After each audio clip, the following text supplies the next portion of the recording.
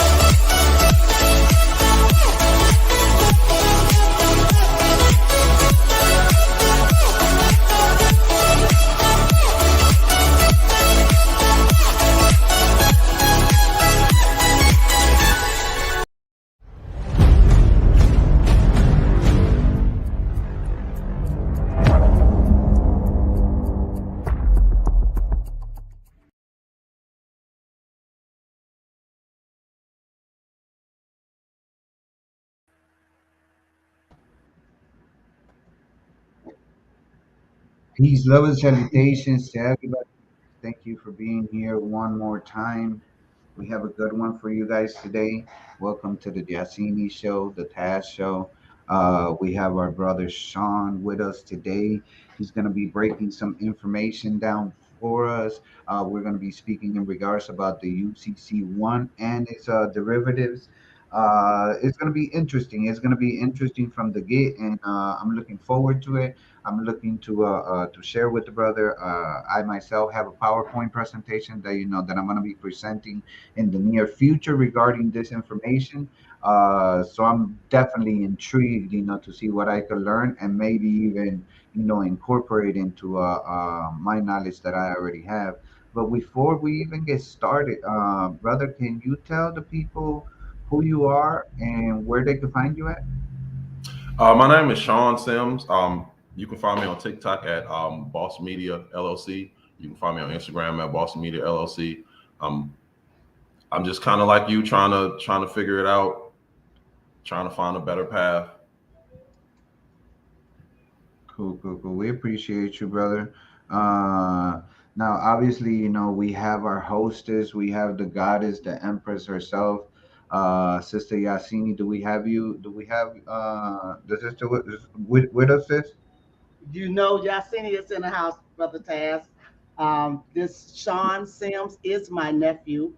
And as usual, I'm always looking for gems in my mind as well as yours.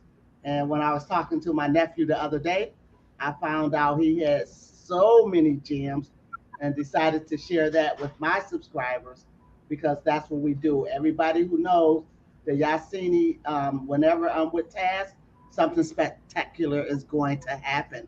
Throw in my nephew, who's very articulate and got that knowledge that most people are missing. Put him and Taz together. Let's see what happens during this show. All right. So, Sean, welcome to Yasini in the house, and I'm sure you're going to be back. Yeah, I'll definitely be back. Most I've been definitely. I've been looking for people to talk about this stuff for a while. That's awesome. That's awesome. Well, we're all looking forward to it. And let's address first, we always have some usual suspects that love to be be uh be part of our journey of enlightenment as we come into this information, because there is so many different people from different places that we're always uh, sharing with and interacting with. And one of our faithful followers, always is Music Land H280Q. We appreciate you. We love the fact that you're always around and available for us. So we're looking forward for. I'm pretty sure you're looking forward to this information as much as we are.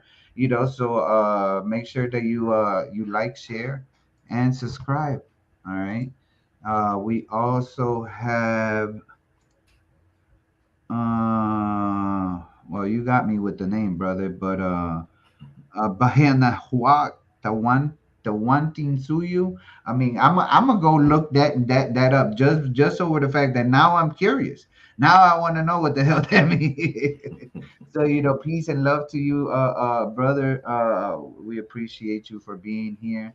Obviously, we have Yasini in the house. Um, Always ready to moderate, so those are some of our first responders that we usually have around. Make sure that you check out my channel, Tasmaniac TV, which is my backup channel. So hopefully, you guys help me out, in growing that one as well. We also got the brother Nathaniel Bay. He says Ashe. He's been following us for a while. I'm not sure where it was, if it was from Crumb TV or from one of the other channels that we Sister Yasini and I visit often. So we appreciate you, brother, because you've been around for a while now, and you're a faithful subscriber. So, but with that said, brother Sean, uh, hold on. Let me take this banner off of here. So let's talk about this UCC-1 education, because there is so much information out there, in regards about this, that people, in my opinion, are in complete oblivion about. You know, uh, um, at no time am I or anybody, in our panel claiming to be, giving no financial advice. So make sure that you understand that part. And as a matter of fact, just because of that, because of the subject that we're about to embark on, I am going to just give a quick disclaimer. All right, because the material and information contained on this show that we're about to do, or PowerPoint, is for general informational purposes only. You should not rely upon the material or information about to be presented as a basis for making any business, legal, or any other decision. The task show and its affiliates are not legal advisors or consultants. Please make a consultation with a certified legal advisor, like a lawyer, for further advice. Also, all content, including tips and suggestion, is entirely based on research and data available on the internet that you could easily find. So it is advised not to construe it as professional legal advice, and consult a lawyer before making any financial decisions. All right. So that's just a quick before you guys go do the doofus and then come back. Well, no, Taz didn't tell you nothing. Taz gave you some information, and if you went and did something out of, completely out of the ordinary with it, and now you're in some legal trouble, Taz didn't send you to do any of that. All right. But moving forward, we have the Empress Yasini in the house. I could see you, sis. Um, You do you know, want to add something before we get started, sis? yeah, so it occurred to me that this UCC1 thing, the community want to get into it, not just for, the money, but for the freedom. And as anything that we do, we're gonna have to take the harder road. For some people, it's easy to just go be sovereign. For other people, particularly people of color, we have to scratch and claw and fight through all the woven trickeries and lies put in front of us, just for the simple fact to halt us, deny us our rights, deny us our sovereignty in this land that is ours. And so today, we're going to give everybody a free pass, okay? We're going to bring not just one um, expert as far as expert goes in our community, but Taz himself is in the process of the UCC-1. So he offers his pathway and the things that he learned, as well as my nephew Sean, being the entrepreneurial mind that he is. This is how it's supposed to be.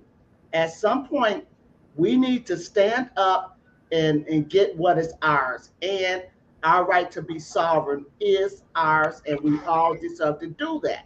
And so now, instead of just listening to the naysayers and halting everything because it's too hard and difficult, all of that's going to change tonight, I promise you, unless you don't have ears to hear. Those are the only people that's going to be left out tonight. And Taz, as usual, you're the greatest host in the world. You have equal authority here tonight. When our next guest comes in, Sister Soul, and the fire is going to start. But right now, as the hostess or the co-host, my partner Taz can say whatever he wants to say and do whatever he wants to do. Nephew, So, feel free to chime in anytime you feel like it. so let's start, brother. Let's start by speaking, to the people in regards about, there's steps that one could take that we're not aware of because of what you will call um, a fictitious legal entity that was created without your consent upon your birth, and because of that, there is certain aspects of our life that are considered legal parts of our lives, and we've embraced them as actual um, an actual part of our being, and because of that, we've accepted a lot of fictional information that actually it has absolutely nothing to do with us as a being. So, can you give us like some insight on how did you come about the information? I mean, because there's a lot of people that are very skeptical about this information. Um, well, it started with me. It actually started with TikTok. I was scrolling through trying to. I had a credit repair business, and I was just scrolling through trying to find different ways of getting rid of different stuff. And then I found the UCC, and I started looking into it, the actual Universal Commercial Code, and found out that this is the code that the bankers, the actual money pushers, this is the code that they have to live by. This is what they have to do. So this is what they're doing in behind the scenes. So Keep I it wanted to coming. know I'll how be I right could back. use. I looked at it kind of like a life cheat code, a way that I can manipulate the system and hopefully help people around me to do it. And once I opened up the rabbit hole, I just couldn't. Like you can't just stop once you know something that you have to keep going. Um, the UCC-1 as a financing statement, it's it's more for security reasons.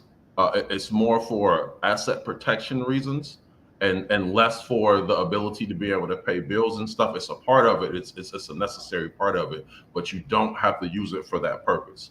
If you're getting ready to be sued by someone, you can put a UCC-1 on your house, and now you become the top lien holder of that house. And now, even if they get a judgment in their favor, your lien has to be paid out first before they can pay their lien out. So it's more like a tool for asset protection. That okay, let's go back to the estate. The estate was created, or the your fictitious person, it was created upon birth to basically give you the means to interact in commerce with any government entity, any entity at all. A living, breathing human person can't interact with a fictitious entity. So they had to make you a fictitious entity to be able to interact with them, to be able to take payments, to be able to do everything.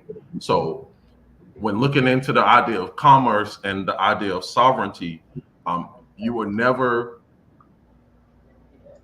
be free of the United States as long as you live here. So the idea of let me get my sovereignness so I can just not have to deal with it, it's going to be a little bit harder than that. It should be more of how do I manipulate the system to get what I want? Because the estate was set up for your benefit at first. The bankers came in and changed it into the monetary system that we have now, but it was originally set up for your benefit. You're supposed to come in and you're supposed to administer your own estate when you reach the age of 18. You're supposed to come in and step up and be like, hey, I'm a competent human being and I can take care of my own estate. And then you step in and putting money back into the economy, you stimulate the economy. The government is actually a remedy. So when you need action taking, the government is going to be the ones that you appoint to go do whatever you need to do. If you're trying to get rid of a bill and this company just won't do it because they're not going to do it, well, you need to send the IRS after them. You need to send the attorney general after them. You need to send someone high up in the government to go collect this money. You can actually sue them in civil court. So it's a lot. It's a lot of information. The UCC-1 is just like one part of it. It's more like a protectionary thing. But once you file a UCC-1, any state has to uphold any other state's UCC-1. So my UCC-1 I filed already, and it's already there. So go ahead. When you're speaking about the UCC-1, you're speaking about the financial statement, right? Correct? Yeah, the financing statement. Right. So yes, just so the people that that are out there that don't have the the know-how or whatever, it's something that you could easily just Google and look up, a UCC-1 financial statement, and you'll be able to see what it is that that the brother is speaking about. But go ahead, brother. My apologies.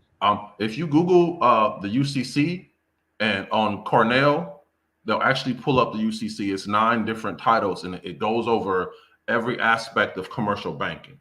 The final goal of it's not necessarily sovereignty. You want to become an independent bank.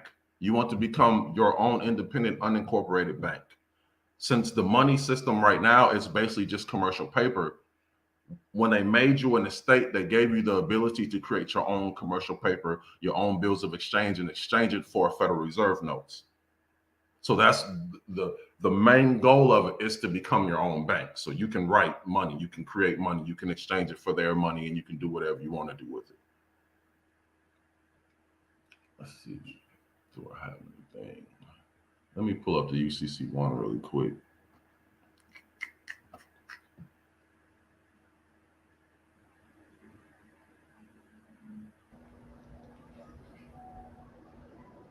I was reading this yesterday. Taz, are you with me? Okay, so maybe if Taz stepped out for a minute, I'm sitting over here trying to show Sister Soul. Okay, so this is Sister Soul Life Coach. I don't know why it won't let me put this banner up here. So next time I show, I'm gonna just read it out loud while you go ahead and get set up, Sean.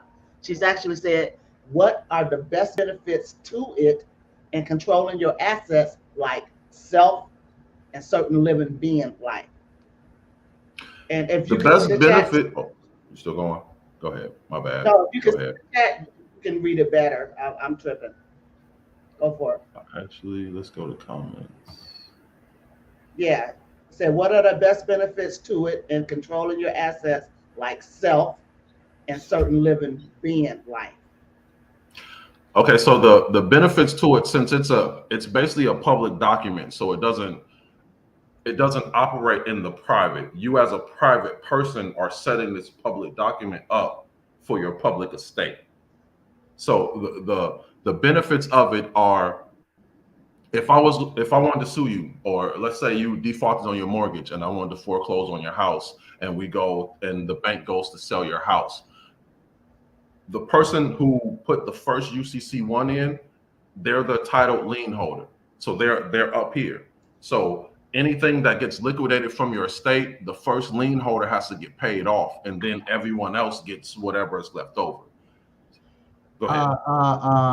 It's the top holder is he is capable of acquiring the first $1.5 million of any damages that are created, correct? Mhm.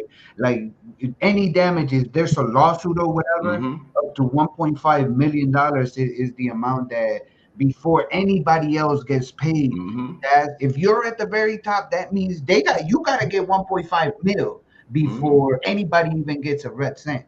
So But my UCC is for 100 mil. So if you come from me, you got to pay off 100 mil before you get anything from me. So okay, you can try if you want to. Also, my DNA is in there, my hair is in there, my blood, my saliva, my fingernails, every part of my body I put inside my UCC-1. So now if I get took down to the station, my body is copyrighted. If you take my fingerprints, you're going to have to pay me 500,000 for the fingerprint. You're going to have to pay me 500,000 each time you try to contract with me. Each time you take my name and it's copyrighted, I'm going to hit you for a civil suit, and I'm going to come after your insurance for $500,000. fact. So I put my UCC in up. It gives you the top lien holder. No one can come after your assets under that. So they can still put liens on you, but you're the top lien holder. You have to get paid out first. Right. So if anything happens where someone comes from my estate, you got to pay me whatever I want first, and then whatever's left over you can get. And if you pay me first, then I'm just gonna give you a little change. You finna pay me 100 million, and you want 100,000, I'll give you 100,000 back out of your 100 million. Right. So it really just puts you in a position to be in control of whatever you get. Every time you purchase something, if you purchase a new car, you want to add that to your UCC-1. You purchase a new house, you want to add it to your UCC-1. You get a new phone, you want to add it to your UCC-1. All your property, you want to continue to update it. The UCC-1 will become your bank registry. So when you get to a point where you're writing checks, you'll have to register those checks on your UCC-1. I wasn't aware that you were able to do that. I'm gonna be completely honest. So that's something to look into, afterwards. For me, for my own personal research or whatever. But if you Google UCC and Cornell Law University, it'll pull up Cornell and it'll pull up the actual commercial code. UCC, I think what you said? just UCC and then write in Cornell, and it should pull up the actual universal commercial code. It's 9 different things. I think number 9 is secure transactions. Secure transactions is it basically tells you how money is supposed to be moved. So there's negotiable instruments. It goes through negotiable instruments, which tells you how to write your own money, how to write your own promissory notes, how to write your own bills of exchanges, and so forth. It's all in legalese. So I would have a dictionary with me because words mean more than we think words mean. Right. And a lot of meanings have been changed or misused to throw people off. Facts. Those are facts. So, but the actual universal commercial code will break down the steps in becoming a true secure, because it's 2 parts. There's a secure party, and then there's a lien holder. So you could be a secure party without being a lien holder, and you could be a lien holder without being a secure party. If you're both, then your UCC-1 is perfected, and you're at the top of the table. But like if you're a secure party but you're not a lien holder, then you come behind everybody else that's up here. If you're a lien holder and you're not a secure party, you're above the other secure parties, but you're below the perfected secure party creditors. Now, Sister So is asking, she's asking, can you also use a 1040 forms to pay off debt as well? The 1040 isn't what's going to pay it off. It's a couple forms you have to file. Okay, so if you've ever heard of a conditional acceptance, I don't know if you've ever heard of this before, but when a company sends you a bill through the mail, it's a contract. They're asking you to contract with them. You have the ability to accept that contract for value and return it under the conditions that they do, whatever conditions that you want them to do. Which this is the remedy of getting stuff removed without actually having to do the UCC-1 and all this, because technically you're a beneficiary to the trust that they're trying to take money out of anyways. Right. So I bought a car last month for $30,000, and I sent them a conditional acceptance to Navy Federal. I'm in the process of going back and forth with them now. I'm going to end up taking them to civil court because they're not going to get rid of it. But once you have the conditional acceptance, they agree to everything in the conditional acceptance. So a little bit more about it. They sent me a bill. I sent them back a conditional acceptance. The conditional acceptance stated, I will continue to pay this bill upon you providing these proof of claims. For one, the proof of claims is a full stating of account, and a full list of collateral, which they're not going to send to you because that is going to show exactly what they did with your social security number. It's going to show that the car or the house isn't the real collateral. The contract you signed is the real collateral. So now you have no claims on the house. So now you have to get rid of this. And it's a process. The entire process, I believe, is explained in UCC-1. But it's like you send them a conditional acceptance. I give them 15 days to pay or to provide the proof. When they don't provide the proof, more than likely they're just going to ignore you. They're probably not going to send anything back, and they're just going to act like they didn't get it. You send them a notice of default. You said that it's explaining UCC-1. You're talking about the general provisions? Yeah, the general provisions. Go down to Article 9, secure transactions. So this is basically going to show you how to perfect everything, how to take control of how to operate in commerce as a bank. Okay. So it's going to teach you the burdens of going through it. It's going to teach you how to take over stuff, controlling deposits, letters of credit, pretty much everything you need to know about commerce is in the UCC. Most people have never heard about the UCC-1 versus the UCC-1 financing statement. But this is basically the code of the banks. This is the code of e-commerce. This is how money moves, how money works. It tells you your remedies. It tells you what you need to do to make them do what they're supposed to do. It tells you who you need to send it to. It tells you what forms and which paper you need to send out. It's all in legalese, so they make it hard to understand on purpose. So I would read through it with the dictionary next to you because you're going to have to look up words. But that's the remedy on the public side. Right. Now, as for your sovereignty, you're a natural born person. You don't want to be associated with the United States. So you want to take the things. I think the process I'm doing right now is I filed my UCC-1. I have a private security agreement between myself and my straw man. The private security agreement is giving me my interest in all the collateral, and that's what allows me. Because if you file a UCC-1 and you don't have a security interest in it, Black's Law Dictionary, that's a great book. It's a great book. Fourth edition? That's 11th edition. Is that? That's 11th edition. Of what? Black's Law Dictionary. Also so the brother was saying to make sure that you have a good dictionary with you. If you're looking, and remember, all of them, they come in, make sure the first edition gives you all the insight of how it all started, and then you could revise from here on out to see what's missing from the current ones that we currently have. But if you're going to look into this and you're going to attempt to read, because remember, it's a completely different language. The brother is not, making it up. Is legalese, which is English, but with different definitions, So make sure that you have a Black Law Dictionary. Just because they've taken the English language and they mixed it with a bunch of different languages. They changed words. They start using words out of context. So you might assume what something means. Like citizen basically means you're owned by. So if you call yourself a U.S. citizen, that means you're a slave to a fictitious entity. But most people think that citizen means that I was born here, I live here. But you're calling yourself contract law, which is governed by common law. This is how they did things back in the day when the actual legal tender was gold and silver. It was all done in contracts. What you say out your mouth is way more important than what's written on a piece of paper. So even if you have all your stuff set up so that you are a sovereign, the police, judges, lawyers, they're taught to probe and get you to put yourself under their jurisdiction based on what they ask you.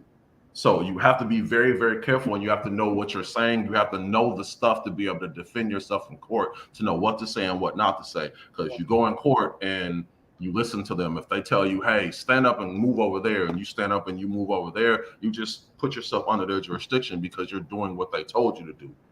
Right. Just like, Actually, and to be even more clear, and and everybody, again, this is specifically for me, but I'm going to assume that it also applies for the brother. But don't believe nothing that we're saying. Go and look this stuff up, look and it you'll up. be able to see that what you thought was too far fetched. You're gonna be like, well, damn, hold on a minute. There's something funny going on over here. And when you go into a courtroom, just to reiterate on what you were saying, when you go into a courtroom, the minute you pass those banisters, you are immediately under their jurisdiction. Before Admiralty law. say anything, just you entering that deck where the so-called judge, where his honor is supposedly at, just entering those Yep.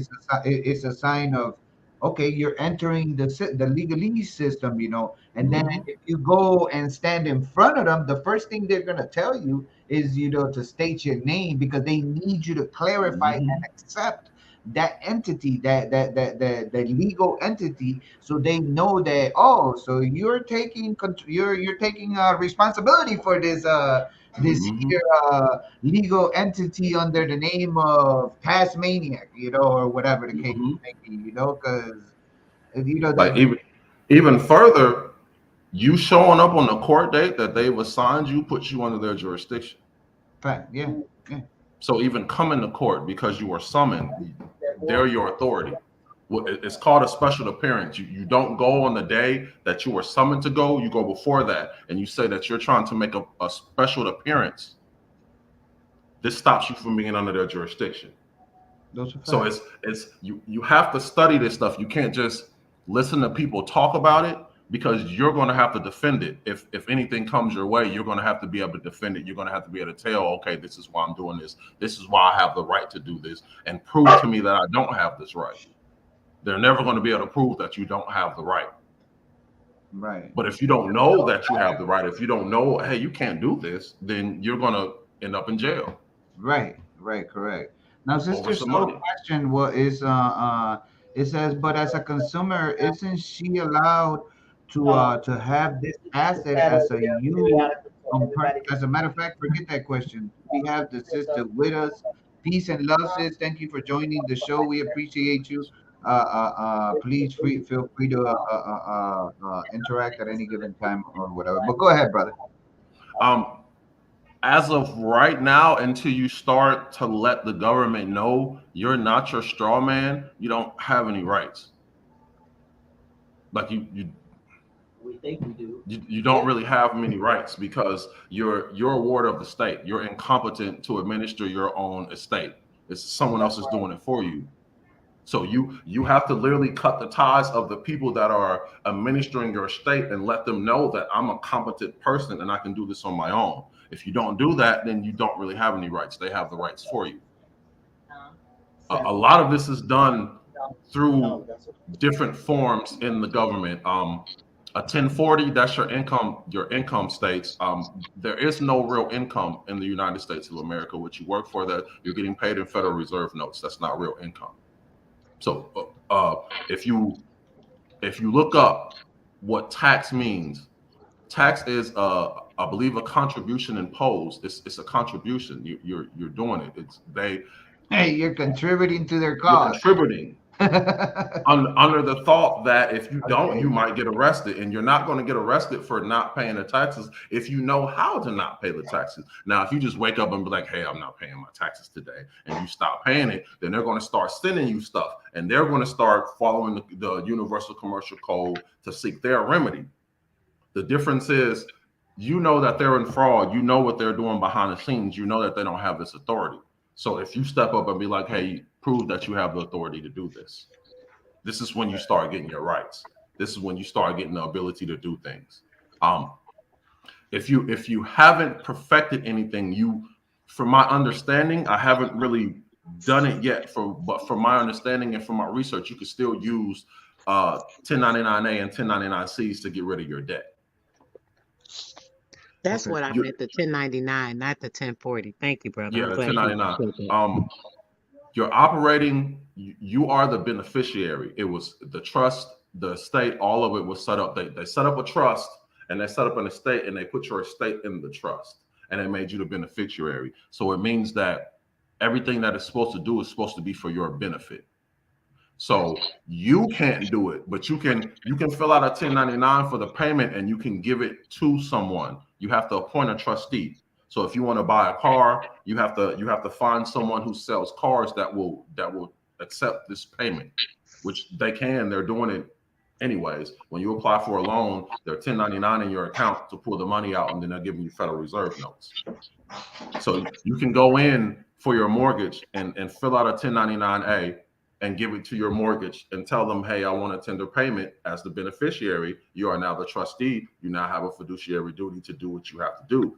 And if they refuse it, I have to find the law. I believe it's in the Constitution. I have to find the law. I have to look it up. But there's a law in the Constitution that basically says if you give legal payment and it's refused, then you no longer owe that debt. So regardless to if they accept it or not, you don't have to pay them anymore. And in And if they court, you try to would be come after able you to. legally, go ahead, say it again. I was just about to ask you that. If they were to take you to court for, say, to try and recoup those payments, you could therefore bring this information and say, hey, look, I don't owe them nothing. You good to go. Just send them a letter saying, hey, I'll continue to pay this, but you gotta give me a list of collateral and you gotta give me a full statement of accounting. A full statement of accounting is, I believe it's in UCC-5. It explains exactly what it is. It's not just a statement of your account, which is what Navy Federal tried to send me. They tried to send me a couple of my statements. What's the Like name? it's UCC-5.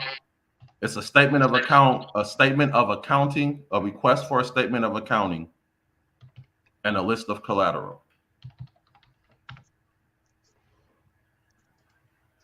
It's not a form. Just go to UCC. Go back to the UCC and go to UCC-5. Oh, okay. Hit the back button. That's you still in UCC-9. Hit the back button one more time. Now go. No, it wasn't letters of credit. Go up funds transfer bank. Is it negotiable instruments? Yeah, go on to UCC-5 letters of credit. Scroll down. Fraud and forgeries. I believe it's under fraud and forgeries. I have to find the exact one, but it's all in there.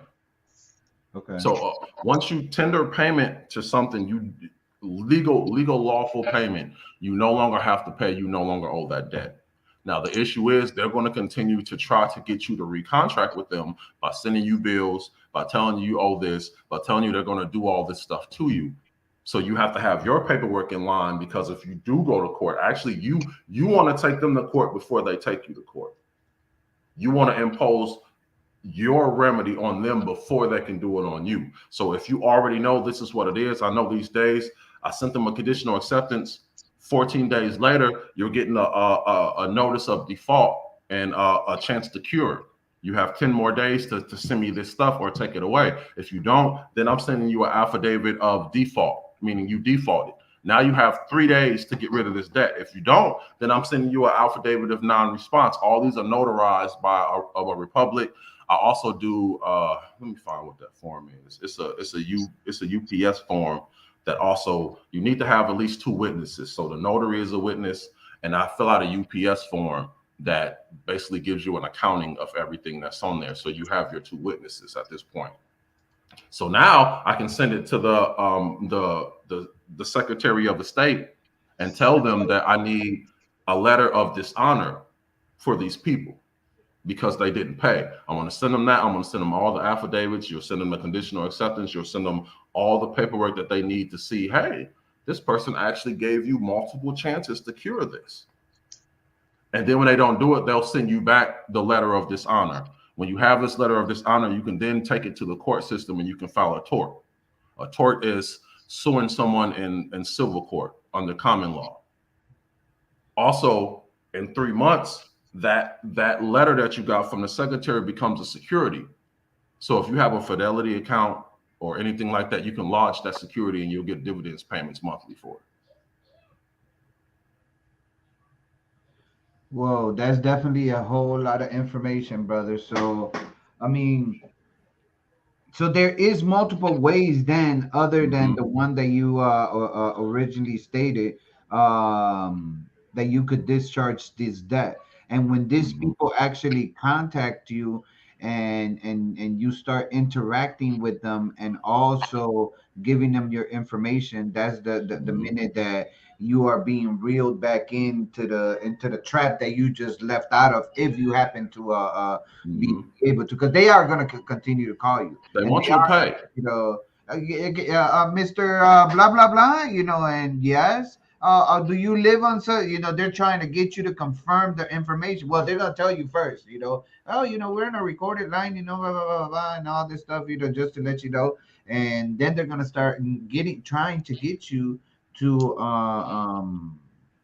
confirm recontract. information. So once you confirm the information, now you're beginning the process of the contract. It's just no different than you filling out any other form, any other place, because you writing it or you speaking it. That's why they're recording it, because you can't go back and say, no, I didn't say that. No, yeah, you did say that. We have this saying, you said it. Like, yep, So, exactly. but go ahead, sister. So you want to add something?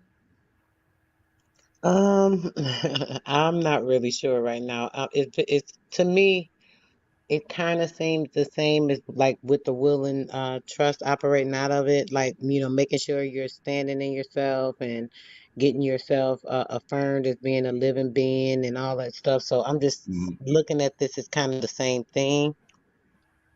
It kind of is. Um, the ultimate goal of that is you want to be a residential alien. Like, you want to be allowed to be here. Like, you were born. You're not. You're an American nationalist. You're not a citizen of the Right, United States. Oh my God! right, I right, just had to So pass exactly. the point. there's the United States of America, which is the land that we were born in, and then there's the United States, which is actually a corporation that you can look up on Duns and Bradstreet. It's a So it's corporation removing yourself from the U.S. from, yes, corporation, from the corporation, and and when you saying that I'm a operating. nationalist. Hmm. Right. When you operating in your will and trust, you're also a nationalist. You're not, Hmm. you're not removing yourself totally out of everything, because that would not give you access to everything that is actually yours, basically. Hmm. So when you're operating out of your will and trust, at some point you're going to want to take that from them. Like, you don't want to leave that with the government. So that's why you need a foreign estate and a foreign 98 number, because you're going to take it from them and put it in your own estate, in your own trust, that's controlled only by you. Hmm. So now my lawful money is mine. You can't do anything to it unless I give it to you, unless I give you permission. If you do it without getting permission, it's 500,000 every time for every person, and I'm coming after your insurance. So it's the same thing. It's just, when studying it, it's different levels to it, and depending on where you are in that level, there's a remedy for each step. So if you're at the point where you have control of your straw man, then you can operate as a private banker. If you don't have control of your straw man, then you're going to have to operate as a beneficiary. So trust law comes in. So Hmm. it's just, there's different remedies. You got to find out which remedy fits your certain circumstances at the time. Right. Yeah. That's deep. So, Sean, what I'm Hmm. hearing, consider me illiterate to the whole thing, and I am. However, talking to you, it seemed to me an important part of knowing how to do this and doing this, the promissory note is going to come into play.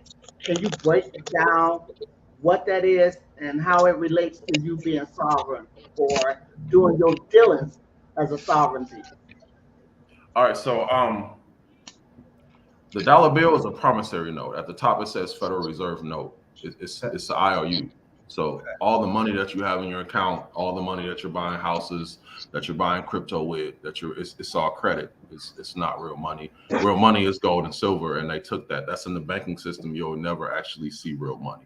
You'll only get to see the Federal Reserve promissory notes. So people went to jail for, if you copy their note, you'll go to jail for it. But once you take over your straw man, you have the ability to make your own notes. You have the ability to make out. When you get to that point, I wouldn't even use promissory notes, because promissory notes, that's a promise to pay. You don't want to pay. You want to have a bill of exchange. A bill of exchange is I'm exchanging my money for your money.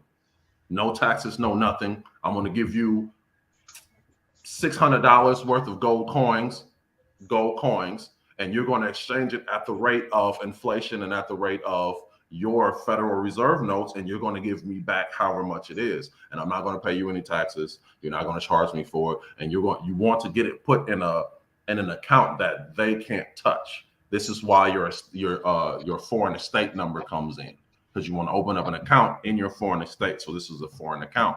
Put this money in here. You can't touch it anymore. This is just my money. I want to give you a bill of exchange for $1 million. I want you to transfer this $1 million into this account. And you can't touch it.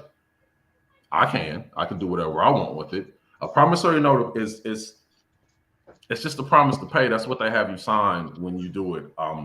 If you add it to your UCC-1, if you get a promissory note for like a car and you add it to your UCC-1, you now have invested interest in that promissory note. So now you can discharge it if you get when you get to that point. Did that answer your question? Sis, did you hear him? Yes, brother. Yes, brother. I be on mute a lot, but it does. But there was some transaction that you did recently that I heard you and your mom talking about, where you gave somebody a promissory note or got out of paying the bill, and I believe you mentioned it, started talking about it earlier. Can you go further into what happened with the car? When they send you a bill, everyone who gets a bill, have you noticed you have that little piece at the bottom of the bill that's detachable? Yeah. That's a money order. It's a coupon. It's a voucher. If you do a banker's acceptance on that voucher, you can send that in and tender as payment. That's lawful payment. Oh, so I did a banker acceptance on all of my credit card bills, and I sent them in. Accept it and take this money, or don't accept it. I've paid you. I'm not paying you anymore. If you want to take me to court, you can take me to court. I got a conditional acceptance on all you. I will take all your jobs, like, if you want to take it there. What do you say? So it's really just, they send you, if you look up the definition of coupon, it'll make it. Can you pull up a dictionary on the share screen and look up the definition of coupon? Brother, Wait, can you explain? That was kind of like. I know. Yeah, you got to break that down.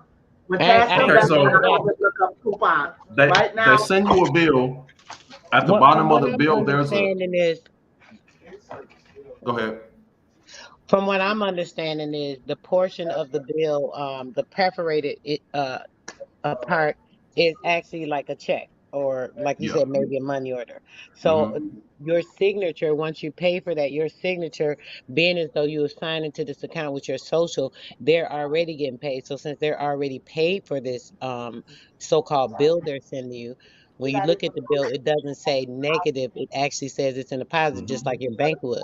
So obviously you're sending me something that is already paid, and you're requesting money from me. So this is where you have the leeway to say, okay, hold on, I don't need to send you anything because this is already paid.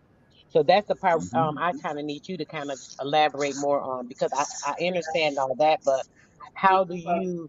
I know there's like certain ways you have to sign it. It's a certain way you have to do it to enable to allow it to work for you in that capacity, because that is actually the truth, right? So it's just a matter of you letting them know, or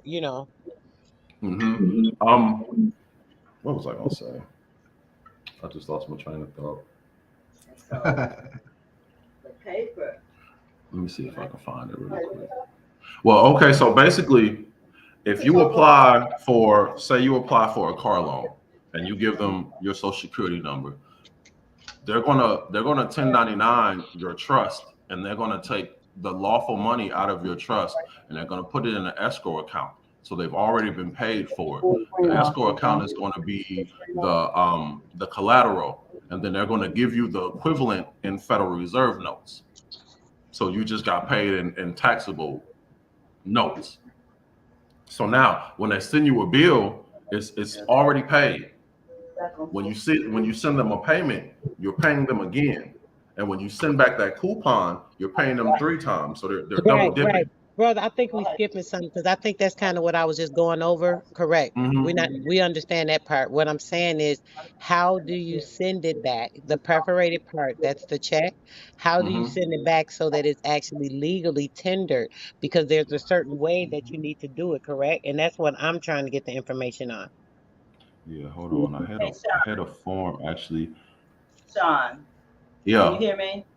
Yep. I think they need to know that, first of all, you can't do it online. You have to get the paper to be mailed to you. And then can you explain to them how they have to sign it and send it back to make it legal tender?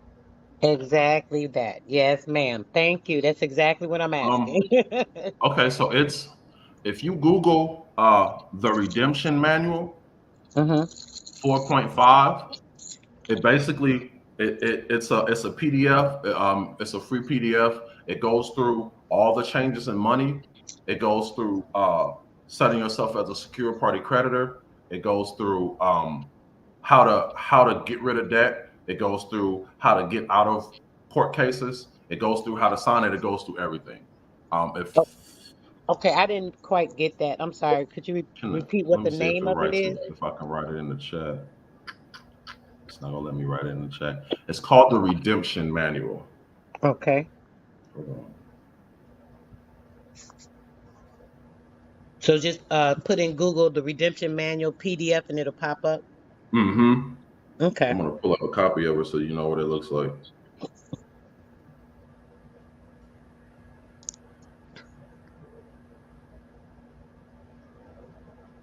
I don't know if you can see it. This is what it looks like right here. And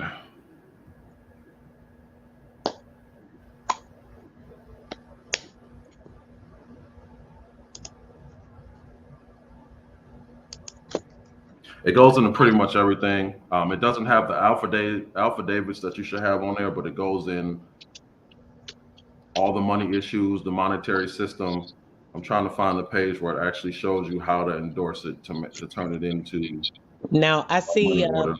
a 4.5 and a 5.0. Is there a particular one? The I see. 5.0 is the newest version of it. Okay, and then I They see should one that have says pretty much the operate. same information.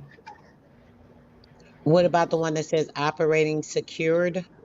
Would that be That's just teaching you how, I believe, once you get your secure party status, it's teaching you how to operate in that capacity. Where is it? I just had this up the other day. Taz, did you look up coupon for him? Taz is gone. Taz gone. Sean, can you share your screen?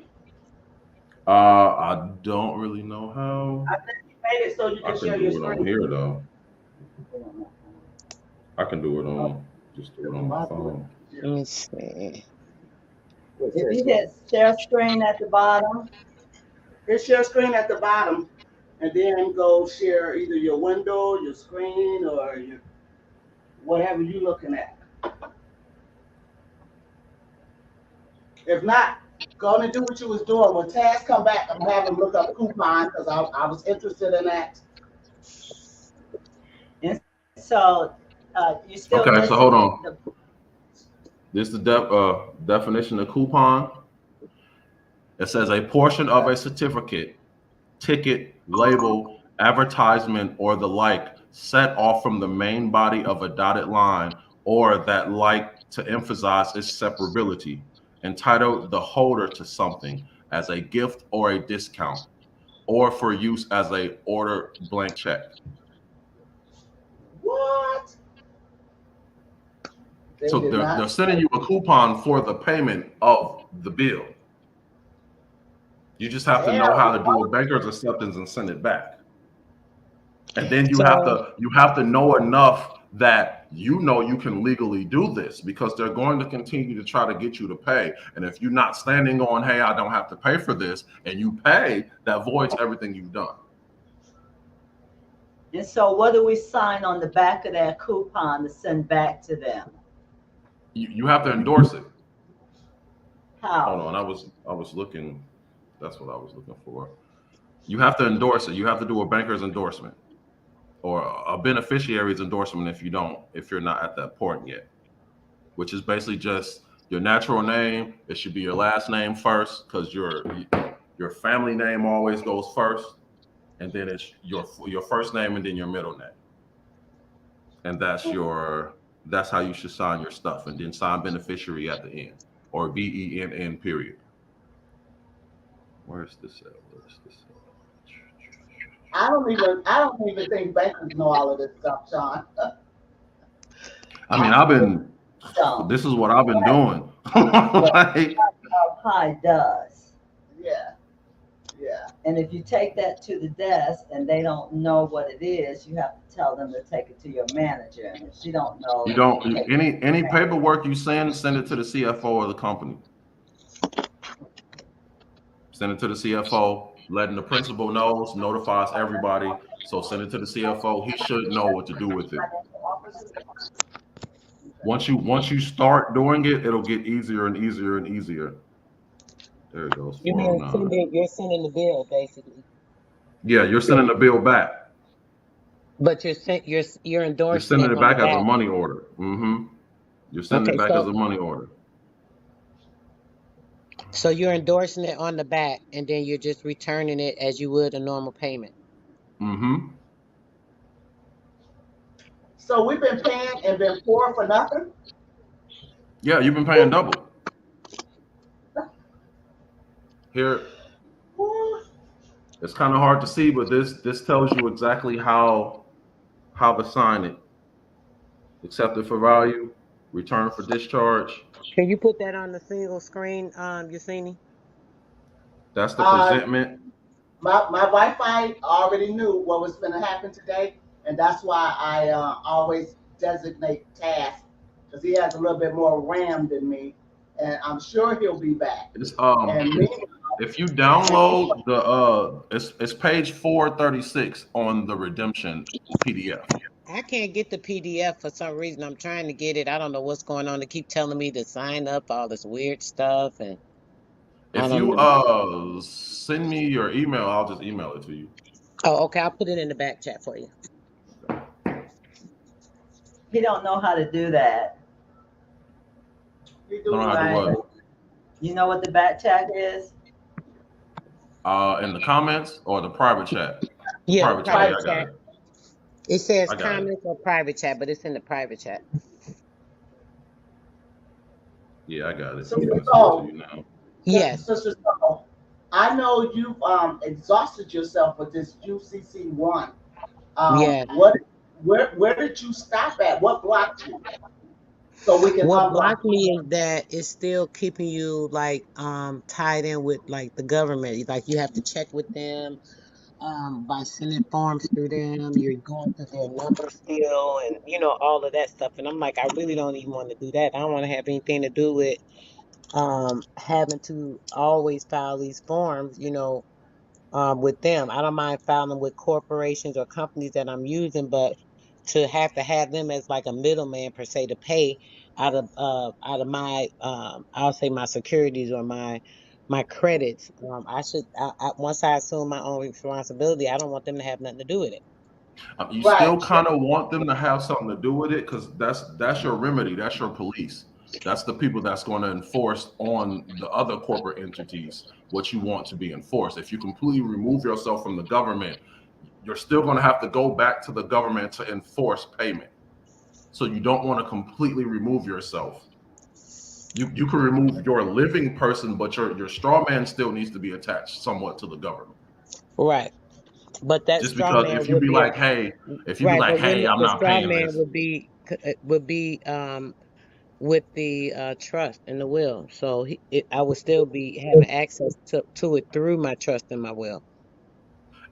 You're going to have to, you would have to get rid of the contracts that's holding. You've spent, I'm not sure how old you are, but you spent your entire life on this planet making contracts that hold you to the straw man. So you will literally have to go through and get rid of those contracts, like all of them, in order to completely remove your straw man from the United States of America, which means your license, which means all that. And you can drive without a license, but then you run the risk of having to deal with getting pulled over and all that stuff. I don't want to deal with that. I want you to send me the license so your cops know not to even pull me over. Like I don't want to have to deal with, okay, I put my own place on here, so now I got to explain to every cop that pulls me over what's going on, and I got to wait for a supervisor to come, and I got to spend 2 or 3 hours. You might still end up getting locked up. I mean, you can get money back for it, but it's still an inconvenience in your time. So Right. the idea is to be able to move through the system without having alerts, without having people coming after you, without having to explain everything to everyone. Right. What did I do with that? Is it a delay in what he's saying? So sometimes UCC live birth. There it goes. So Sean, All right, I sent you the redemption. You should. I just sent it. Okay. Sean, it's only fair to let the people know what process are you in now. Where are you? Right now, I had to order my long form birth certificate, and it takes 90 to 100 days before you get it. Once I get my long form birth certificate, I'll be able to make my bond and stuff and charge my UCC-1 account. Um, the Treasury will actually give you a card letting you know that you have money in this account for you to get rid of debts and all that other stuff, and then you'll stop having to deal with banks, and the Treasury, the U.S. Treasury, will become your bank, and that's where you'll get your money. So once I get my birth certificate back, I'm going to authenticate it. You got to authenticate it with the state, you got to authenticate it with the county, and then you got to authenticate it with the federal government, and then you put it on your UCC-1. How Now do you you're a get the holder. long form? I hear people say that all the time about get You your gotta long form. you gotta order it vitalcheck.com. You gotta order it. So you just order a long form. I Hmm. went on Vital Statistics, and it doesn't give you that option. It doesn't say. Um, It just says the death certificate or a birth certificate. It doesn't give you the option when for the you long did you click form or. on the birth certificate and go into it? I Because I believe believe you so. I gotta could tell do it them that now. you need a birth certificate. But that's where I ordered mine from, vitalcheck.com. Let me see. So basically you have two birth certificates. You have your birth certificate and you have certificate of live birth. The certificate of live birth is saying that this man or this woman was born on this land at this particular point of time. The Hmm. short form is the contract that's basically saying you're a citizen of the United States. So So the you birth have to, certificate that says certificate of live birth is the long form. yeah, that's the long form. But even if it's a short one, The short one might not have the information you need. You need the QSEP numbers that are on the back of the long form. Those are your account numbers that are attached to that birth certificate. So okay. if you don't have those numbers, you can't lodge a security interest in your birth certificate. Okay, so I'm looking at the vital check now, right? It says apply Hmm. for a new birth certificate and request a certified copy of your birth certificate or obtain a birth certificate replacement. So which one would it be for this long form when you're talking about? Either one, you can go for certified. Are you in the county that you were born in? No. Okay, well then I would just order one. I would order yeah, I would order a replacement one. And when you go into it, it should ask you which form you want, the long form or the short form.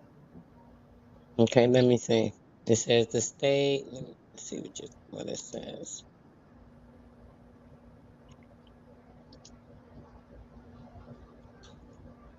And Sean, are Mhm.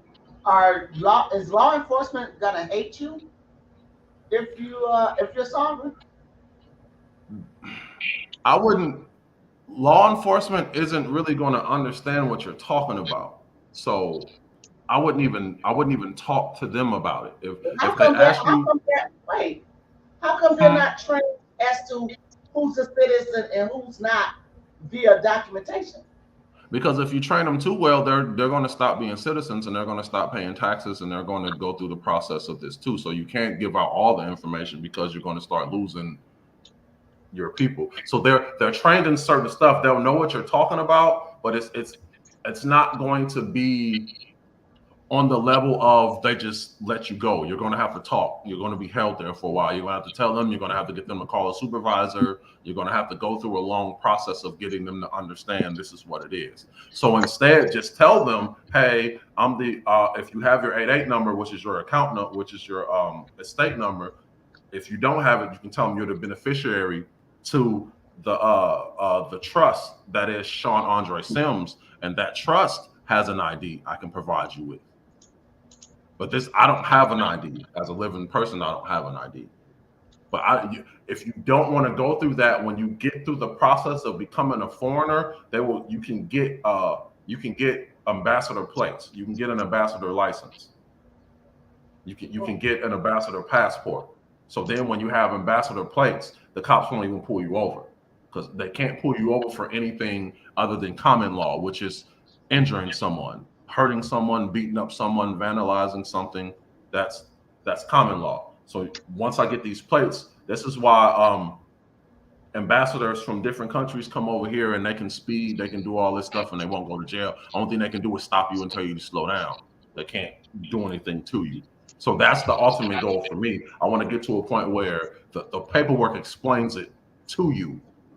Like I don't even have to talk to you. I don't want to hear from the government. I don't want to talk to the government. If you want to get in contact with me, you need to send me a letter to my PO box.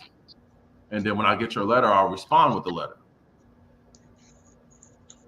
And if you end up in a court somewhere, why don't you explain what You shouldn't jurisdiction? you shouldn't ever end up in the court.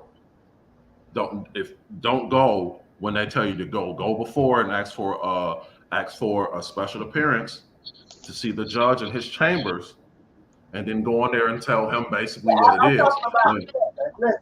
I'm talking about black folks, or used to be black this folks, is but this now is sovereign. this is your right.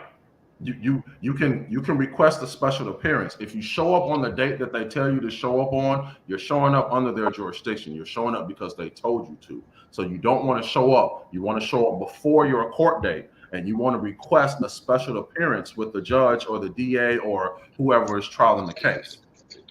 Okay. When you go in there, you can either challenge jurisdiction, or I would even be like, hey, this is what it is. What are the QSEP numbers to the bonds that you made using my social security number?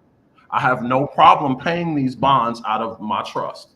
Just cancel this case. And a lot of times the judge will be like, oh, as long as I'm getting paid, I don't care, and he'll cancel the case. But that's only one method. There's a bunch of different methods of getting through it. That's just, to me, I don't want to go to court. I don't want to be in the courtroom. If you summon me, I'm going to try to end it before I get there. Real quick. Mhm. Yeah, I'm on here. It's asking, it says certificate information. It says, why are you applying for it? It's asking me passport, social security, employment, genealogy, other insurance. Should I put other and then Yeah, I specify would just long put other. form? Okay. I would just put other. Right. But what I'm asking you, should I specify I want a long form at this point? Is this the time to? They should. It should actually be when I went through it. Let me see if I can pull up my thing. When I went through it, they actually had an option that I had to pick between if I wanted the regular or the long form. Right, but what I'm asking you is where I'm filling this out and it's saying certificate information. It says, why are you applying?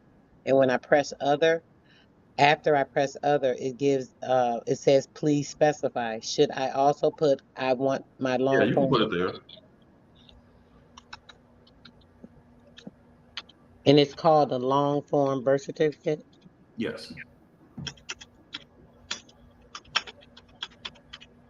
So Sean, what did you do differently than everybody else who's tried their UCC-1 and maybe don't have the answers that you do now? Why do you have so many answers to this? I've been reading the UCC. I've been reading the Universal Commercial Code. A lot of people don't really like reading, especially when it's a very, very hard read. I'm the type of person, I don't really like reading. I would rather listen to someone talk. I would rather listen to an audio book. I would rather someone tell me what to do, which kind of limits the knowledge you can gain. So at a point, I had so many questions and there were so many holes that I couldn't get an answer for. So I'm spending hours and hours and hours like looking at different people's videos, looking at different people's takes, looking at different things that they did and what they did. And I got to a point where I was like, yo, I need to just read the code. The code is going to explain it all to me. The laws are going to explain everything you need to know. It might be hard to understand. I have to read it a couple of times, but it'll explain majority of it. And most people don't know about the Universal Commercial Code. It's a list of banking codes. So most people don't know about it. If you don't know about it, then you can't really look it up. But these are the codes that the bankers are using against you. So it's only smart that you understand it so you can use it against them too.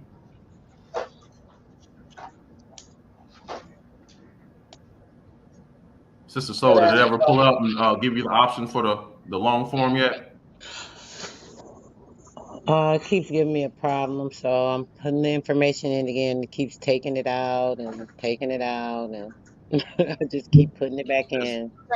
it's a pain. They want to make it difficult for you. Like I said, it takes 90 to 100 days to even. I ordered mine in February, and I'm still waiting. And But she's not getting through the application, Sean. She's Yeah, I know. having problems I'm with just the saying they application. make it's a process that's made to be difficult for a reason. Yeah, exactly. Exactly. And so, Taz, I don't know if you was listening to us when you were gone or not, but I was asking Sean, like, why is he so successful in finding out these answers where others have roadblocks? And so he was explaining his due diligence in reading the UCC codes. Okay, so are you, Sean? Are you convinced or sure that if people just dig in harder into the code, things might become clearer? Or is there something else you did, or did you have some kind of advisory stepping you through the process? Uh, And did you fill out your own paperwork by yourself? I filled out majority of my paperwork. I've taken from like majority of the paperwork is in that redemption manual, and I've changed it to fit my purpose, and I've put my information in it. I also got another guy who's saying that there's other forms. Majority of it is banking, so majority of what you're going to do is going to be paperwork. It's an administrative process. So once you Right. get to the point that you're cool with doing paperwork, you're going to have to do paperwork. If you want to be a sovereign, you're going to have to make affidavits, basically saying your laws, saying how you're ran, saying how this goes. All this is private information, but it's still information that you need to have just in case they kick in your door and be like, "Hey, what's going on here?" Well, hey, this right here, which is notified by the federal government, by the state government, by what's the name, gives me the power to be able to move exactly how I'm moving. You really can't do anything for me. If you take me to jail, even though the government has given me the capacity to move like this, I'm coming at you. So really just the knowledge, um, where you're at and what you want to do. Because for everyone, this knowledge is going to do something different for their life. For some people, they're trying to get rid of bills. For some people, they're trying to go on vacation. Some people want a new car. So it depends on how far you're willing to take it, or what do you want out of it. The trading guy. If freedom is the whole goal, then there's a long list of steps you're going to have to go through. But once you go through this long list of steps, you can become known as your own king. You can become known as your own president, certified by the United States of America. But Okay, you have let to me say you this. have to take it there. Let me shoot this in right quick while Taz got it up there. Carly Livingston, peace and love. Peace and love, brother. Peace and love. A good brother. But we're definitely going deep into this, brother. It's so intriguing, how deep the rabbit hole goes. Mhm. My my understanding before I even make any assumptions. The brother homie the clown asked, so what would you say is the first step? So, in your opinion, Well, what would be the beginning point for somebody that hasn't started any of the steps at all? the first step would Mm. be to get your long form birth certificate. This is that's going to be basically where you get your money from. That's the original contract. When you were born and they signed the contract, they put $100 million in this, or they put $1 million in this trust, and it's grown in interest. They've put bonds, they've taken money out, they've put money back in. So getting your long form birth certificate is the path to getting at the money to be able to control the account. So that would be the first step. After you do that, or in the meantime, because it's going to take 3 months to get it, you need to have a security agreement between your straw man and between yourself. The security agreement is basically saying that my straw man gives me all his property. He gives me everything. Everything is given to me. I'm the person that he's letting control the estate. And then you sign it as your straw man. You sign it as you go get it notarized. This is a private contract. You don't have to send it anywhere. I'm going to send it into the treasury with the treasury pack with a bunch of stuff, basically just explaining how everything happened. But this is your private contract. So if anyone comes up and it's like, hey, how do you have a security interest in your UCC-1? You can show them this contract. This is my security interest. This contract has a common law copyright in it. So all derivatives of my name is copyrighted. It has a whole harmless agreement, basically saying that I can't be at fault for anything that my straw man does. It has a power of attorney in it. You're also going to have to send out Form 56, fiduciary relationships. This is your remedy if you haven't taken that in. The Form 56 is going to be your best friend. The Form 56 is you appointing a fiduciary over your estate or a trustee. So if you're sending something to a government official and you want them to act in your best knowledge, fill out a Form 56, send it to them too. This is saying, hey, you're a fiduciary to me. It's if you have an estate number, it's Form 56F. Just like you have 1040, if you have an estate, it's a 1041. But I mean, if you don't have an estate, just Form 56 is fine. If you scroll down, it should have like a PDF form you can actually open so they can see it. That's just the instructions. But yeah, they made it. All the stuff that's happening is already happening. It's just happening it's happening corporation to corporation. So right now you have fiduciaries. You have fiduciaries in this world that are managing your estate. The Form 56 allows you to revoke Just, their fiduciary just relationship, type which that feed up, Taz. There you go. Boom. that's not it. That's not the one. That's something else. That's the wrong one, Taz. Yeah, that's the wrong one. Okay. Can you go back? Click right there where it says Form 56 PDF. Oh, boom. Yeah, Right click there. right there. At the bottom. At the bottom. Under related searches, it's right there. Yeah, click right there and see if that's it. That's IRS. That was Yeah, fake. that's it right there. Okay. So that's the Form 56. This allows you to appoint government officials. The power given to you is by appointment. You can appoint a judge that's over your case to be a fiduciary to your case. You can appoint Joe Biden to be your fiduciary. You can appoint anyone who takes the oath of office to be your fiduciary. Anyone who takes your social security number, they already entered a fiduciary relationship with you. This is just, hey, I'm notifying the IRS that you entered a fiduciary relationship with me. So now, if you don't do it, you have to step down from your office. You're in default. A lot of these places that are, let me find what those other forms are. I got them pulled up somewhere. That's not what I'm looking for. I have a quick question while you, if you don't mind. Yeah, go ahead. Okay, so I think I got it now. It's asking me. It says, what will you be using the certificate for? It says this information will be used by the Vital Records Agency to ensure the correct type of birth certificate is issued. It says such as the long form or the short form. Now it's not giving me an option to pick either, but there's a reason and there's a drop down and there's a whole list of things. So I'm not sure which one I should be picking so that they'll know I want the long form. What are some of the reasons? It says adoption, international adoption, apostle authentication. Would it be for Apostle authentication? authentication. Okay, perfect. Apostle authentication. All right, perfect.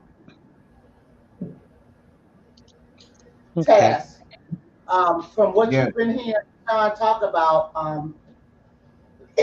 have you can you verify, or are you missing information, or are you doing it a different way? In other words, is there more than one way to skin this cat? Oh no, there is Yeah, definitely more than one yeah. way to skin the cat, but uh, uh, uh, he is in a further advanced, more advanced step than I am because I just began this whole process, and not for me. Let's recall that not for me because I wasn't born in the United States, so I'm not under contract with the United States. As far as that. So what I'm doing for my children and for my wife. So especially when you're a lot older, there's a whole lot of more steps. But when you're under 18 years old, you have not willfully accepted the legal entity that was imposed on you from birth. So it's a lot easier to detach them from the system as long Hmm. before you're 18. You hit the age of 18 and you sign your first Hmm. contract. What's your first contract? Most kids are, I gotta go get an ID. They're like, I'm 18 years old. I Hmm. gotta go get an ID. They make such a big thing about you becoming 18 years old that the first thing you want to go do to prove that you are 18, hey, look, I'm legal now. You go and Hmm. make that first contract. You go get your first state ID. That's if you didn't have one already. Hmm. A previous one that they had for under 18. A student ID, because at least in Chicago they have multiple. I'm not sure about other states. Right. That's Hmm. why I was trying to ask him, Taz. I'm glad you said that because I'm gonna ask him again because he's saying like the long form is the one that has the number. What is this particular number? Are you looking for the birth number? Is the birth number the actual number that you're saying is on the back of some long form Yeah, or it'll have a red QSIP number. It's the bond number. It's the actual it'll have a bond number for barcode? your bond. Like it won't be a barcode. It'll. I think it starts with an E, and then it'll have a couple extra. It'll be in red. It'll be on the back, and it'll be in red. It's the QSIP number for the bond of that. And also, Taz, I don't know if you know, but the Universal Commercial Code is everywhere. So every country has a form of this. That they're all the New World Order is here. It's the monetary system. It's the banks control everything. So this system is portrayed pretty much everywhere. London, England, Russia. That's why they're hitting Russia so hard with all these sanctions. Like it's portrayed everywhere. So you might not have an account set up in the United States if you weren't born here, but wherever you were born, more than likely you have an account set up. Mm-hmm. It's talking and it's not coming through. Can y'all not hear me? Okay. Yeah, we can hear I you. heard somebody say I'm talking, it's not coming through. I wasn't sure. That- yeah, that was your mama. You know, she's very involved, and she's the one who told me I've been about trying it. to get my mom. She just be looking at me like, I'm gonna wait. I'm gonna wait and see. Right. But you can see that you've already planted the seed. Yeah, I wanted So her because my or she mom's would have been background talking to me is in about it. taxes. Um, her background is in taxes. She does taxes. She does money issues. That's why I was like, a lot of the stuff that I struggle with, I go to her because this is what you've been doing your entire life. So that's why I'm like, if we get on the same accord, we can figure it out a whole lot faster because a lot of the remedy is just in the IRS forms. Like a Form 211, that's a whistleblower's form. And I think it's a Form 4898, I believe. I believe it's 4898. That's how you report somebody for tax evasion. So I can report this company for tax evasion. You don't want to take it away? I'm going to send the IRS after you. I'm not going to come after you. I'm not going to argue with you. The hardest thing of this is staying in honor, which honor is you can't argue, you can't debut something. If they send you and say you owe them, you have to accept it on conditions, which is what a conditional acceptance is. Oh, I owe you $500. Cool. I admit that I owe you $500 and I will pay you this $500, but you have to prove to me by giving me this and this and this that I actually owe you this money. If you can't prove to me this, then I don't owe you anything. And then by law, if they can't prove it, they don't owe you anything.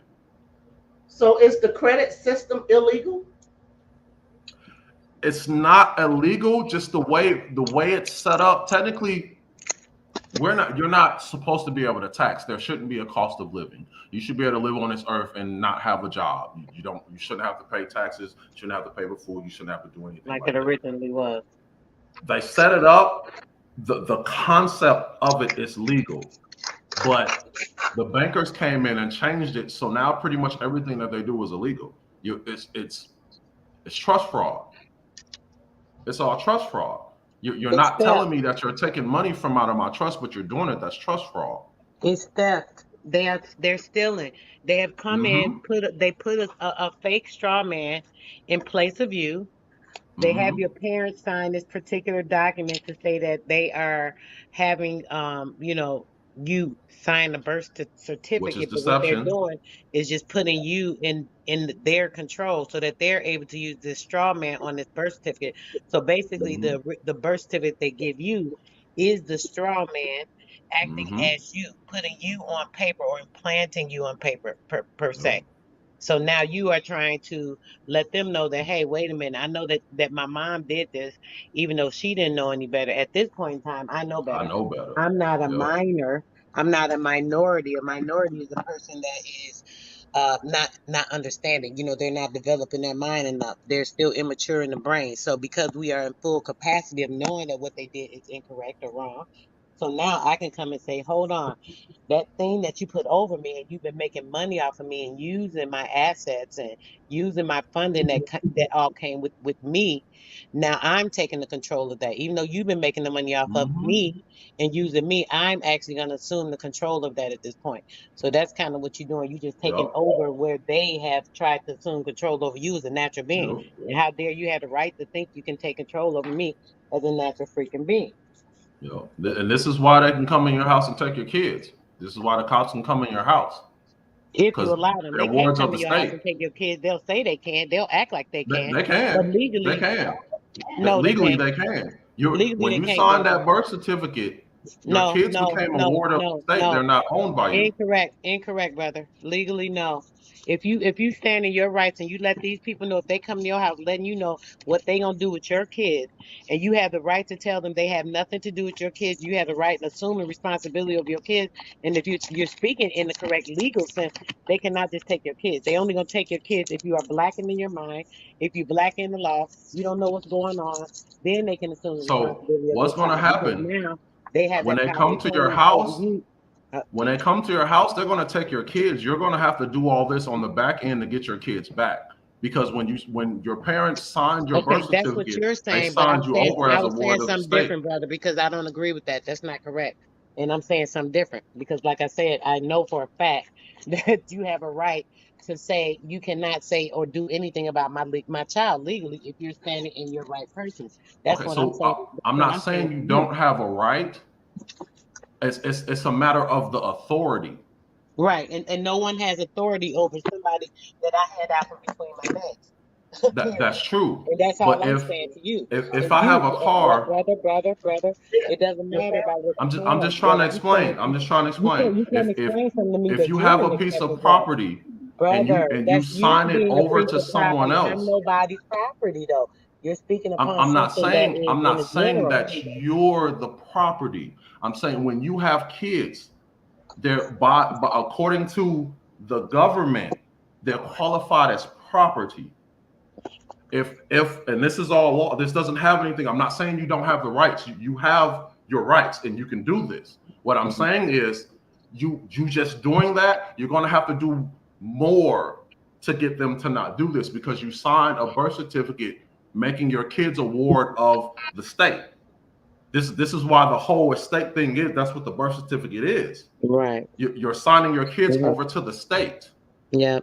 This is what gives them the power to make an estate and make a straw man in their name. Now, at any given point, you can be like, hey, they're no longer wards of the state, and you can take them back. But if you don't do that, this is why they send people to your, hey, someone reported that your kid wasn't eating, and they come to your house with the cops and be like, hey, well, why aren't your kids eating? Like, you don't have a right to come into my house, but they're going to try to muscle their way in the house. And if you haven't asserted the authority that these are my kids, these aren't wards of the state, they're going to take your kids. You can get them back. You can Okay. definitely get them back. Those are your rights. You can, but you're going to have to go through the process of. Right. Right. That right. Can I get my opinion on this? My Yeah. own opinion. Okay. Thanks. And what I'm saying is, if a person is standing in their private self or even in their knowledge, they don't even have to go through the paperwork if they know the correct lingo to speak and letting these people know that they know who they are, they know their legal rights, they have responsibilities in their own home. But if a person comes and approaches them legally, supposedly police, fake ass police, which they ain't even got no authority over no damn body, they don't got no authority over nothing. That's fact of number one. So if a person is able to stand in that, they are able to let a person know, get away from my door. You don't have any rights to come in my property, say anything to me, or tell me anything about my child. They have a right to say that and stand in a legal stance. And if there's a problem, they can have a lieutenant, a captain. We can call a chief. We can call every damn body y'all need to call because they have a right to say that they have no right upon them. When a person let these people come and tell them, oh, you got to give me your child and do that, and they okay, and they doing it. That those are the people that have a right over because they don't know any better. So that's a total different being, is what I'm saying to you. I hear what you're saying, but that's for a person that's following under those people's jurisdiction. Everybody falls under a jurisdiction No, they until you don't. break No, that they don't. But jurisdiction. that's not right. That's not right, brother. Don't keep saying that because you're wrong. We wouldn't be Everybody does having this not fall conversation under if the everyone didn't. jurisdiction, brother. That's the Everyone whole stands point of under that. that's the whole Until this, point of the standing whole in point of yourself, brother. this Do you understand is what to standing in break yourself is? the bonds. That the whole point of the But you're trying to conversation argue is something that to you're get. saying on I'm your not your arguing. side of a I'm not conversation, arguing. brother. I'm Yes, you stating are. a Everything I'm saying, fact. you keep saying, no, you're Okay, not so stating the fact. You're stating your if I opinion because get I'm telling you you're wrong. I'm okay, telling you so you're if I 100% get wrong pulled over again. by the cops, right, So and I'm I'm a telling you you're sovereign, I'm just 100% answer this wrong, brother, question. in saying that. Just answer this one question. If I hmm get pulled over by the cops and I'm a sovereign, and I say, hey, I'm a sovereign, you don't have the right to do this, and they lock me up and put me in jail. I don't know about being a sovereign. All I know is about a person being in their correct standing as Let me a hey, being, let me and jump there's a in. So, difference in that. but you're going to be discussing it with people who have no clue what you're talking about. So it's not, ignorance is a big deal. If someone comes to your house and they know that you have these rights and they have police officers with you and you discuss it with them, they're going to be like, yo, we can't do this, we need to leave. Versus if you discuss it with another person, they're going to get belligerent, they're going to get upset, it's going to become an argument, and then emotions come in.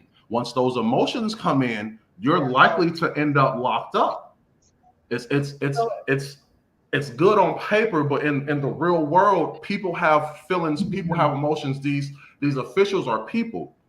and they think they have this authority. So just like if I was to come and tell you, hey, there is no God, you're going to look at me like, what are you talking about? So if you come to these people and be like, hey, you don't have the right to do this, when they've been taught their entire 15 years on the force that, hey, I have the right to do this, they're not going to listen to you.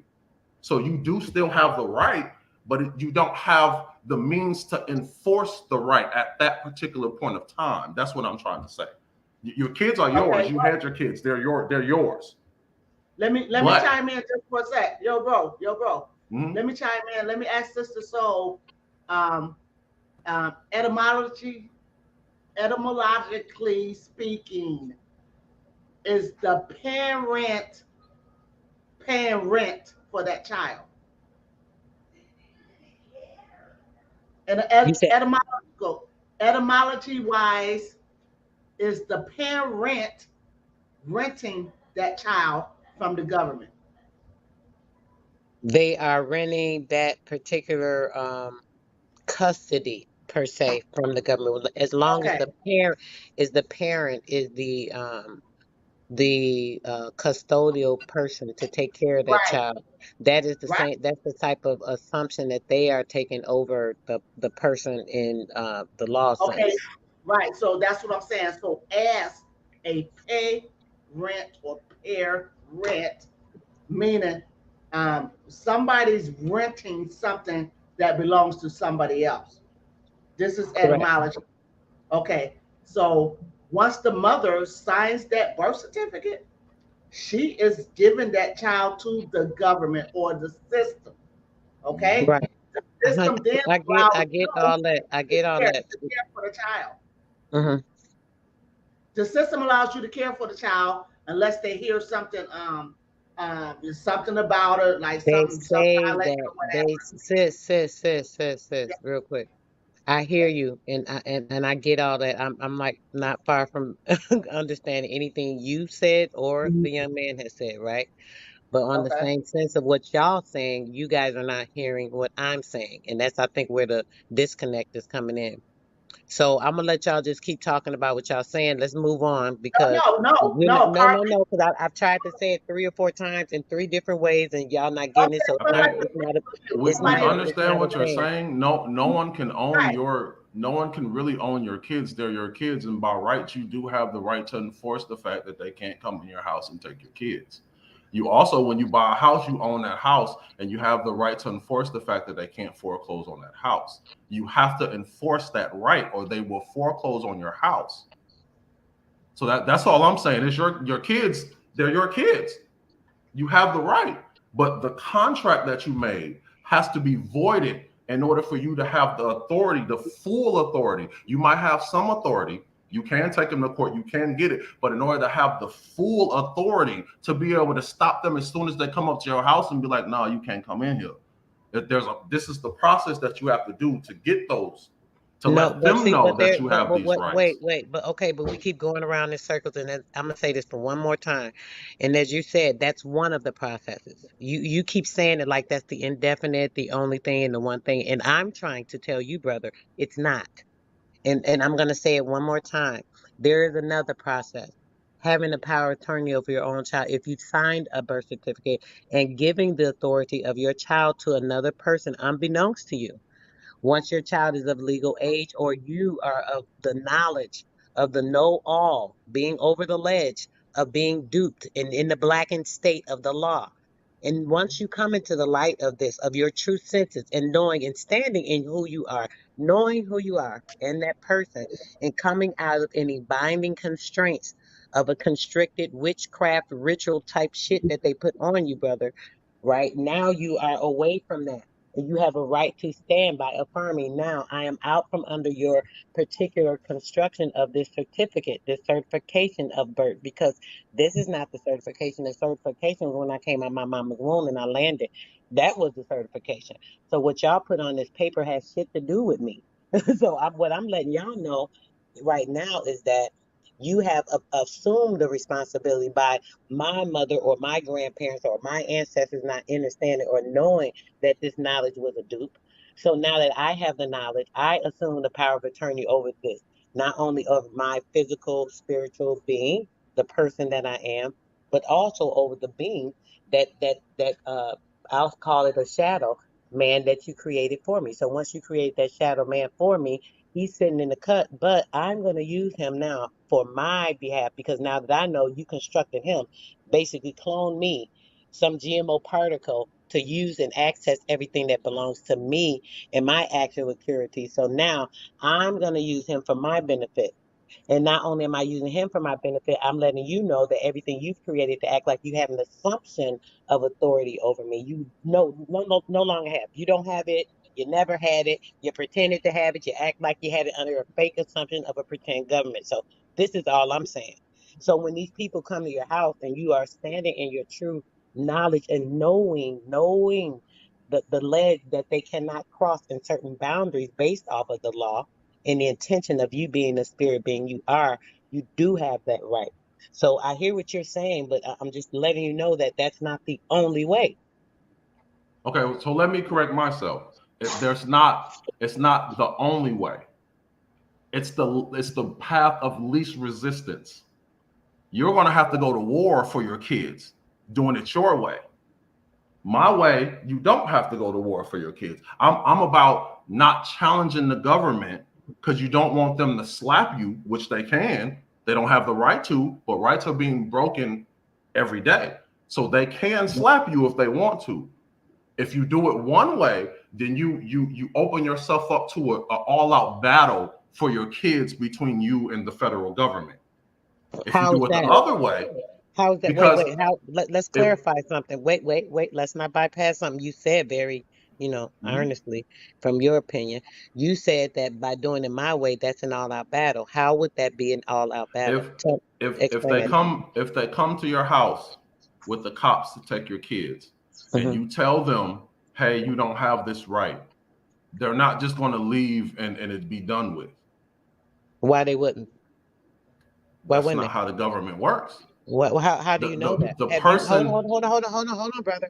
Have you went through this process yourself per se? Do you know for a fact that that wouldn't work? Let me ask you that have question. you went through the process That's for not the yourself? question. That you Because don't I'm question. You don't I'm answer a going through the question without process young man. of Come on now. This okay. is not a So debate. We're trying to come on. now you're trying to I'm get not into an going to do this argument. with you. Your stance I'm is starting an argument because and I'm I'm asking you agreeing a with your question. stance. You're arguing with Mhm. something that I'm agreeing with. I'm I'm arguing. agreeing with your stance. If you have Mhm. kids, you have the right to tell them, no, you can't do anything for my kids. You have that right. But if you're But telling it to someone who doesn't mm-mm, understand that, they're mm-mm. not just going to. If I come to you and you have this car, and I'll be like, yo, give me your car. And I feel like that I have a right to your car, and you tell me you don't have a right to this car, I'm not finna just leave. I'm finna go read up and find out how I can get your car. Sir, You you will be talking able about to something get in. totally different. I'm No, sorry, we're getting away from what we're talking we're about. talking about we're Hmm. talking about people in the real world. Hmm. People, emotions. What you're talking about is void of What an does emotions emotional have to do with person facts? that you're You're getting talking to. emotional right now No, because I'm not you talking going about around the your question, emotions. I'm but talking about it if a seems to government be. official comes to your Hmm. house. This is a person with emotions that this Hmm. is their job. This is what they've been doing for 20 something years. They've taken multiple kids from people. So Right. they're not going to understand what you're talking about. They're So gonna know. you can say it, but you're going to have to go through a process of proving it to that person to get them to officially let it Mm. go. Why do you That's keep all I'm saying. saying that? Why do you keep saying that? That's not true. Okay. You're going off of you're going off of your opinions, I'm not. I'm going sir. off of. I'm going off of other stuff. No, no, you're going off an opinion, and you never answered my question. The Came the back with a entire question purpose of this conversation is because to me, and I'm just trying to ask you a question. we're trying Mhm. to remove ourselves from contracts that we've made for ourselves that basically indebt us Right, to and the government. there are more than one These way. contracts There are you can't more just than come one up way to and remove to a cop yourself, and be like, young hey, man. you Just can't because arrest you're not me. aware of the other ways does It's not not about mean being that aware. it's a If problem. And I thought if we were discussing these things, it's if a open cop for wants to arrest discussion, you, which means that a person should be if able a to state cop wants what to they know arrest as you, they're well. going And to just because you're arrest you. It speaking doesn't on matter about your rights.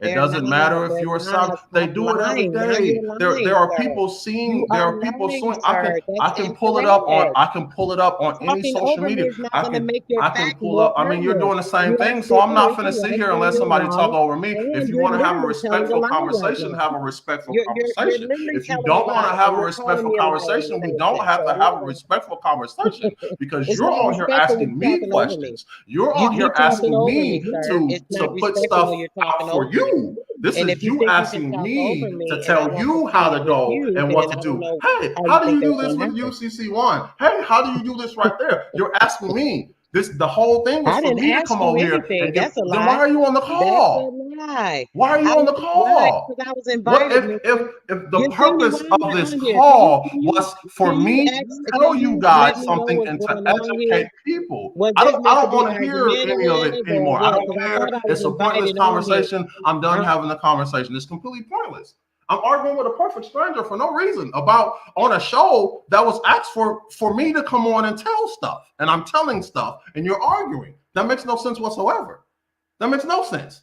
So this is a Okay, show to so make me look it like a doesn't fool, matter. I If, assume. if this is how it is, you don't have to take it to an argument. The stuff was cool at first, and then you took it there, and then it I went took there. it It there. doesn't have to go there. Well, agree to disagree and stop Why do talking. you keep That's the stop easiest. talking? That You is the tell you can easiest stop me point. from I'm talking when on the you show. quit The show talking. is about me. Stop talking. Why was I That's invited? the You're not easiest talking. part Don't of tell it. You me know why what? I'm All talking. right, hey Denise, like I'll holler at you later. Like if we want to do this again, I'll do it. Just she can't be on there because I'm not dealing with that shit. It's all good, bro. Sean. It's all good, Like bro. that's Speak some your mind. bullshit. If you want my opinion, answer and shut the fuck up. Don't keep coming at me on that shit. I'm trying to help you out. What the fuck? What? Speak your mind, bro. Trying to help you out. You spewing information that might work for you, but the person that's at the house listening, you might get their kid snatched because you giving them wrong information because your feelings are involved. So this lady that's sitting at home that is really trying to find out, hey, how do I get my kids back? Well, if I listen to Sister Soul, then I'm gonna have to go to fucking war with the government. If I listen to Sean, then I don't have to go to war with the government. I don't even have to deal with any of that. Who would you rather listen to? I would rather listen to the person that I don't have to go to war with the government, which is still the government. Like, am I speaking a different language? Does this not make sense to anyone but me? Preach, That's brother. crazy. Like, Speak your if you mind. want to do it that way, do it that way. But don't tell everybody else this is the way that you should do it because no, like you said, that's not the only way to do it. And your way is going to cause drama and friction. My way isn't. Pick which one you want to do. That's simple. And yeah, so you're allowed to speak. You're allowed to address the chat. And a lot of people had questions up there and now down here. So Carleif Livingston had a good question about the redemption package. He said, how can I get one of those? If you Google it, you should be able to find it. If not, if you shoot me your email address in the private chat, I'll just send you a copy of it. Anyone who wants the redemption pack, just if you can't find it on Google, just go into the private chat and shoot me your email, and I'll send you a copy of it. Okay, so earlier in the show, there was some questions about clarification is as living in the private you also have the rights to charge on personal assets. And let me Give put me 1 it. second. Let me send him off this real quick. Okay. That's not what I want to send it to. It's KARKY.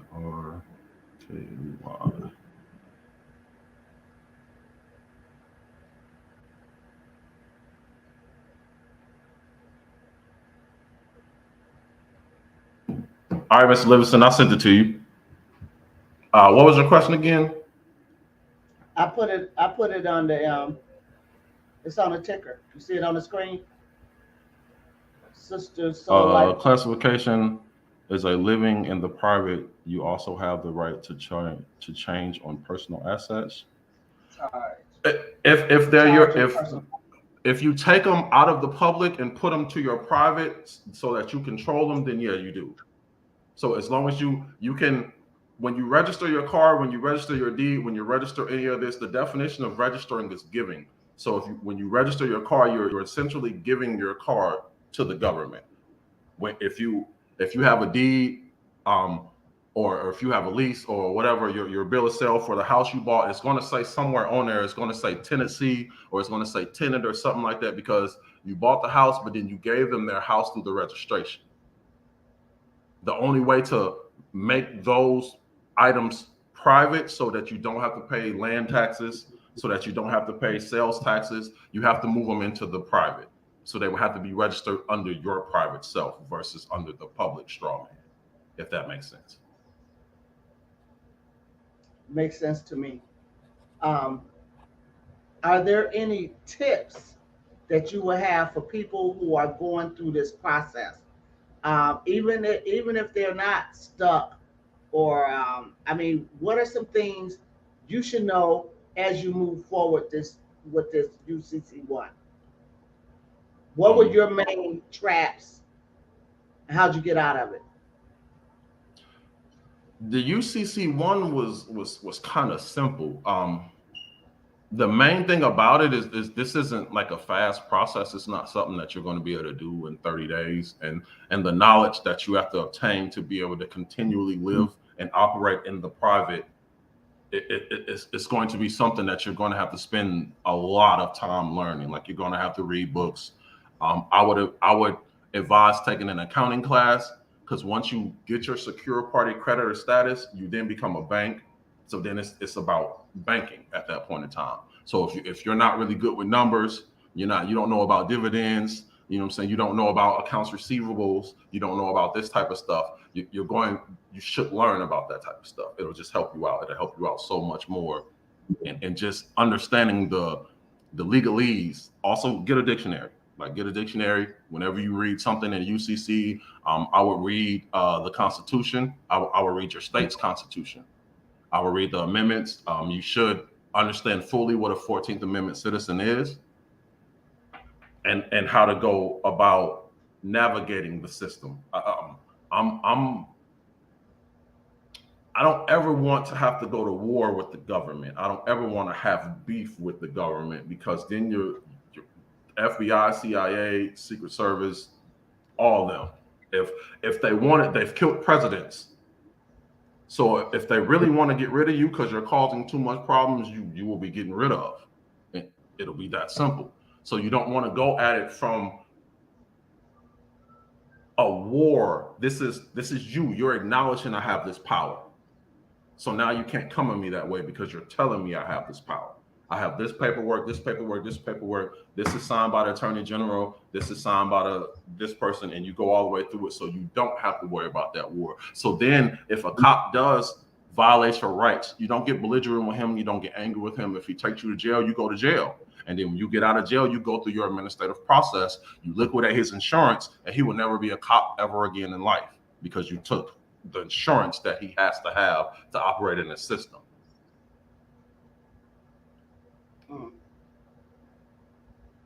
So really just education, just stuff like this, where you have conversations about it, where you can ask questions, with stuff like this, just talking to people, bouncing ideas off each other. That's one of the best. Get a community, find a community that's talking about this stuff and that's always trying to learn and do better, because that's really the way I've come to it, is just listening to people, talking to people, and reading.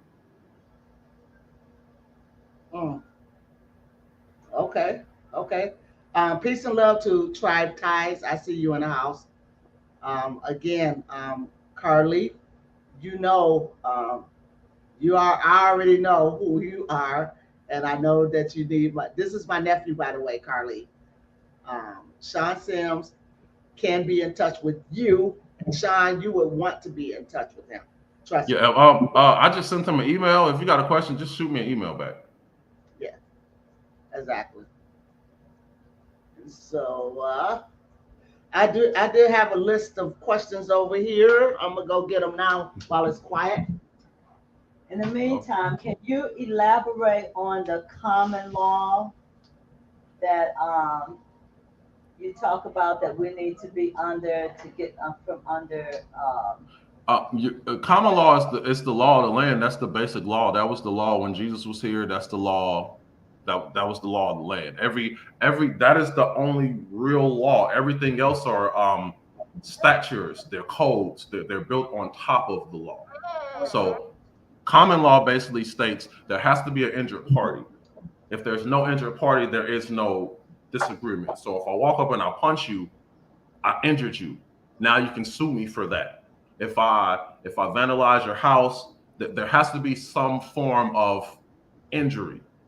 If there's no form of injury, then you can't be tried under common law. But common law that's the law of the land. That's the law that's always been there, just common decency.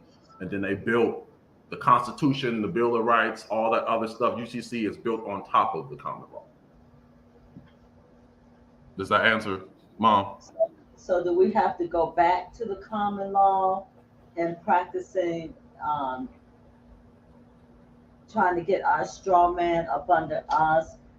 We're dealing with the common law. You don't. The only time you really have to deal with the law is if you're trying to get something removed or you're trying to get something taken care of. Depending on what you're trying to do, there's multiple ways of doing it because there's multiple remedies that have been put into different laws. So there's a remedy that's in the Constitution. There's a remedy that's in the UCC.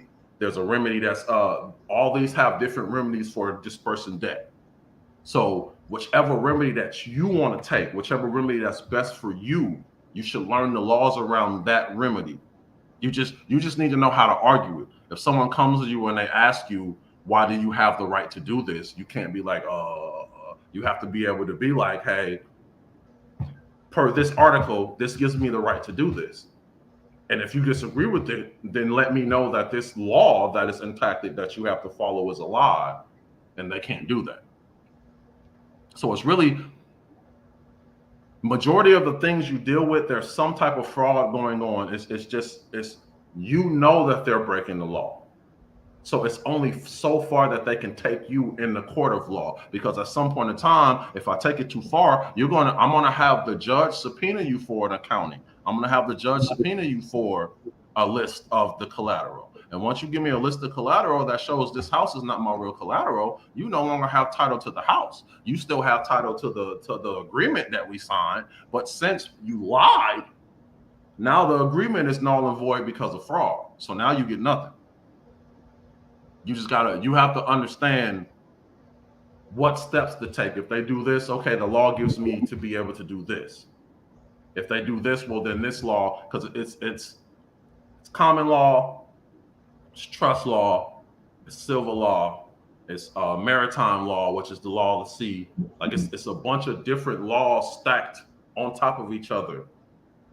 So you just got to decide which one. All you have to do is prove in court one that they made one error. They broke one law. That's you got to prove one law. So if you have 150 laws that they broke and you only have to prove one, prove that one law and then get rid of it. Okay, and so I have a question. Mm-hmm. Look, as a sovereign, do you think you need, do sovereigns need backup? In other words, would it be feasible for a sovereign to join a nation?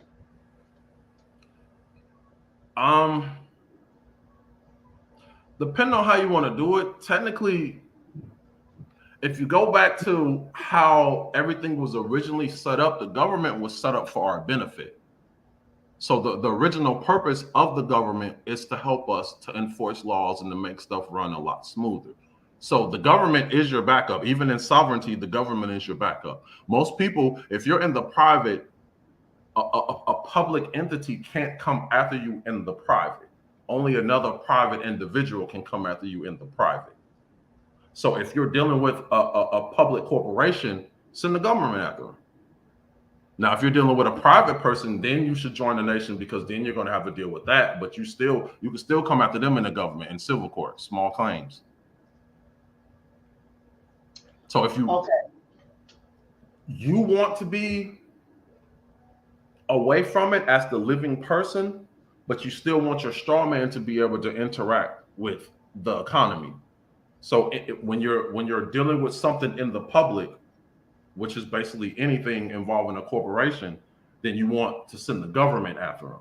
You want the government to be the person that comes after the people. Like you said, you can fill out a form of, I think it was 4898, which is basically telling them that these people are doing tax evasion. And then you can file out a 211, which is a whistleblower form, and you can send the IRS after whatever company you want to go after. So you don't even have to do anything with them because the IRS is going to take care of it.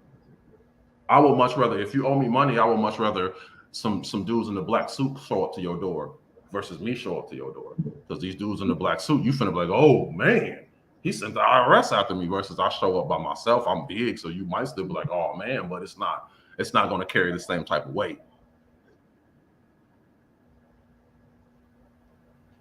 Okay, so I'm about to share my screen and show you this document that I found while I was digging into sovereignty or UCC.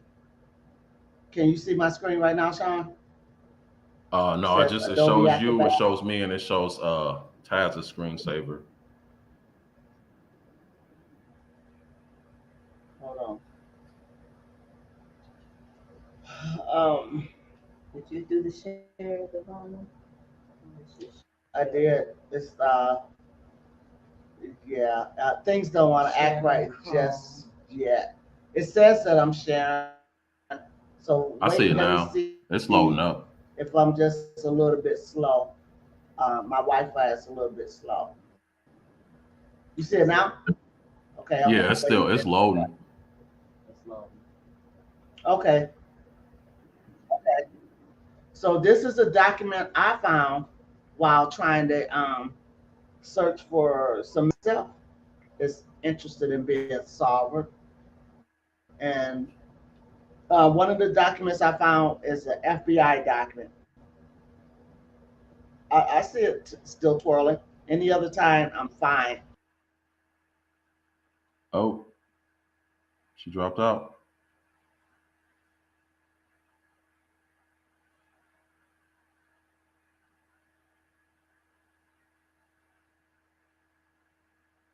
She dropped out.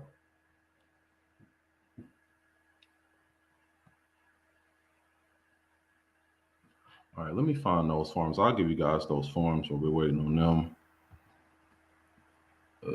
Where was it? So if you want to make the Postal Service a witness to any contract, it's PS Form 3877. Again, it's PS Form 3877. You just take that in with your package. They'll fill it out for you, and the person will sign it, and that'll be a witness.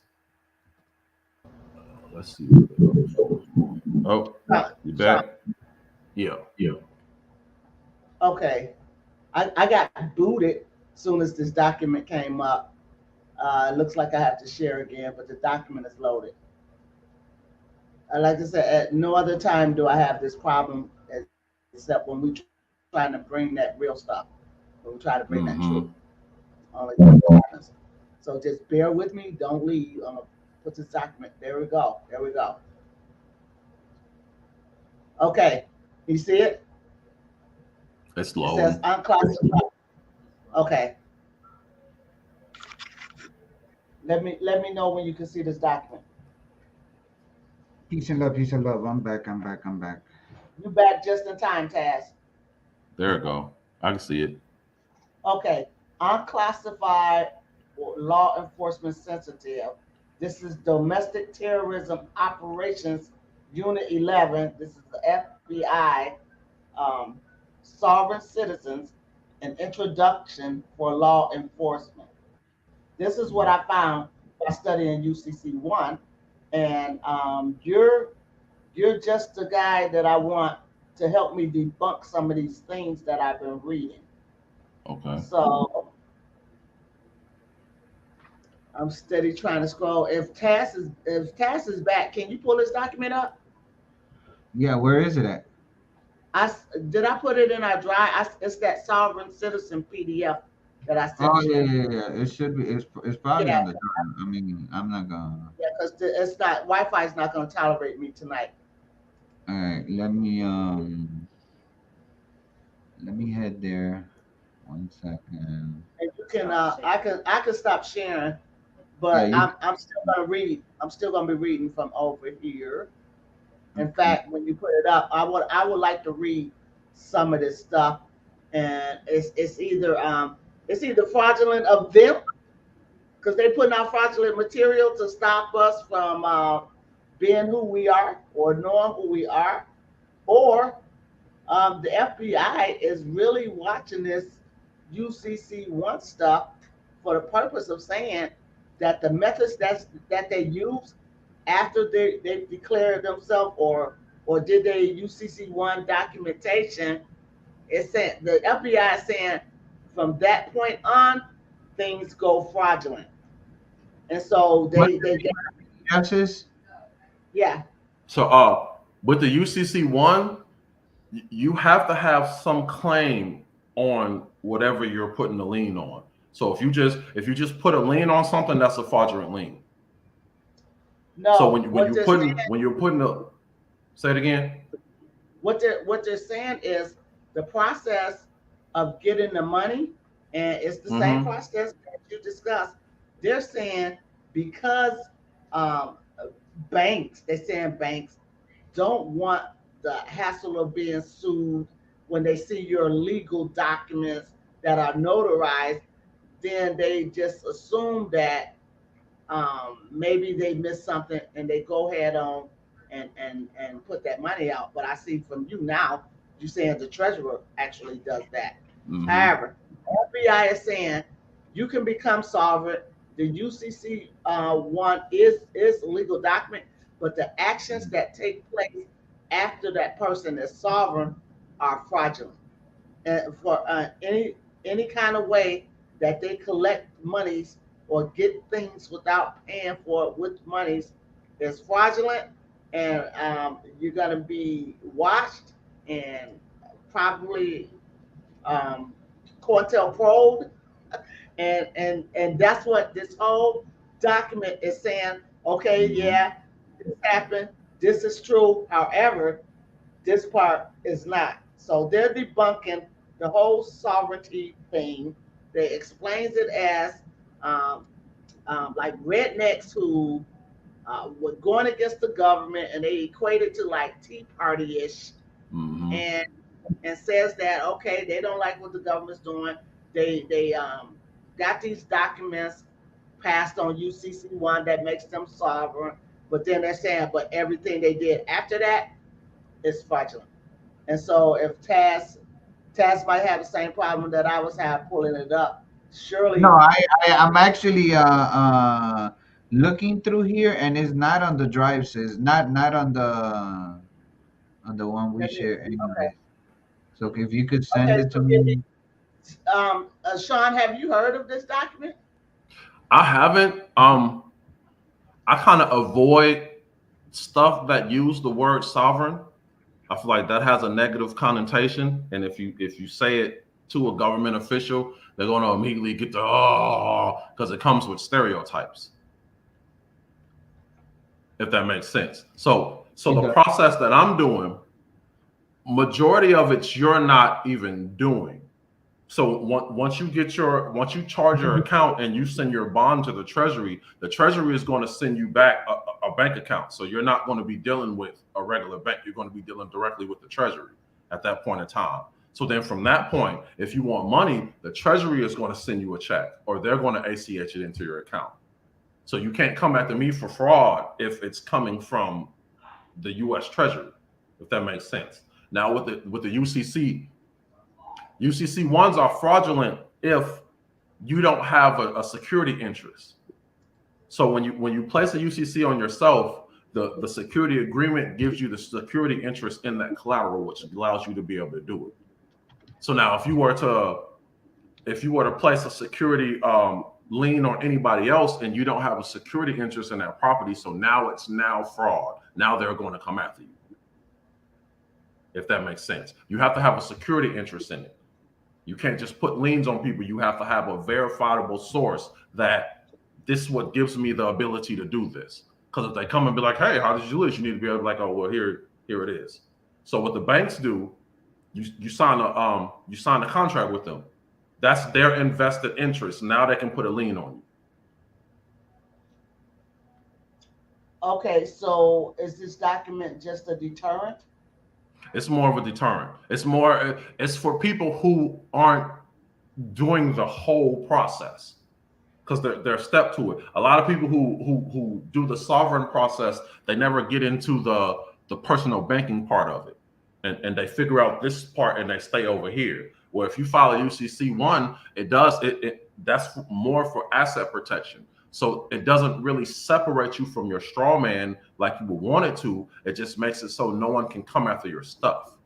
So technically, you still have all these contracts out here that are saying that you're your straw man. So you need to start Form 1099B. That's for liquidating. That's a brokerage. That's how you get them to liquidate your stuff. That's how you get them to liquidate your license. That's how you get them to liquidate your deed. This is how you get them to liquidate your social security card. This is how you get them to liquidate. Once you liquidate all these, you won't be called a sovereign. You'll be called a resident alien. So it comes as a different. It's a different part of it. Okay. Okay, Taz, did you get that through Messenger? Yeah, I just seen that Brother Leaf wanted to come on the panel, so I was emailing him. Yes, absolutely. Yeah, and Gerton said the etymology of the word sovereignty comes from the Latin word super anus. I mean, it sounds funny, but I mean, Right. Yeah. it does have etymological roots in that. Believe it or not. Peace and love, brother. Peace and love. Welcome to the panel. Hey, what's Big going love, on? Family? What's Brother going Lee. on? What's going on? Yes, Definitely, sir. definitely. I've definitely been listening to you. Y'all just provide some amazing information. So I'm definitely, as you can see by my cheekbones, I'm excited. Man, I'm we gonna definitely see you excited. too. Oh Hey, yeah, oh yeah. you and I, let me pull this up for the sis real quick, but you and I been having these conversations in regards about this, brother. So so it's I know your dire interest in it. So and the brother, as you can see, is well versed in more than Yes. a lot further than I could even speculate of being, So but this is the document that the sis is trying to. Oh, I seen this document before. I just can't remember where. Think you sent it to me, sis? Yeah, you know what? It was on our Trio Dio site under Yasini Studies. But yeah, I just messed up some information. Oh, And meanwhile, Brother Lee, do you have anything you want to say? Do you want to introduce yourself? Do you want to? I mean, as you can see, I go by Brother Leaf, Mr. Prophet 369. I got so many monikers. It's amazing. You know what I'm saying? But I'm really just here to really just kind of, I'm literally like, I was sitting in the back of the class, but I just asked the teacher, hey, can I sit to the front of the class? And the teacher just said yes. So I'm like, you know what I'm saying? Like all I did was really kind of just change my seat.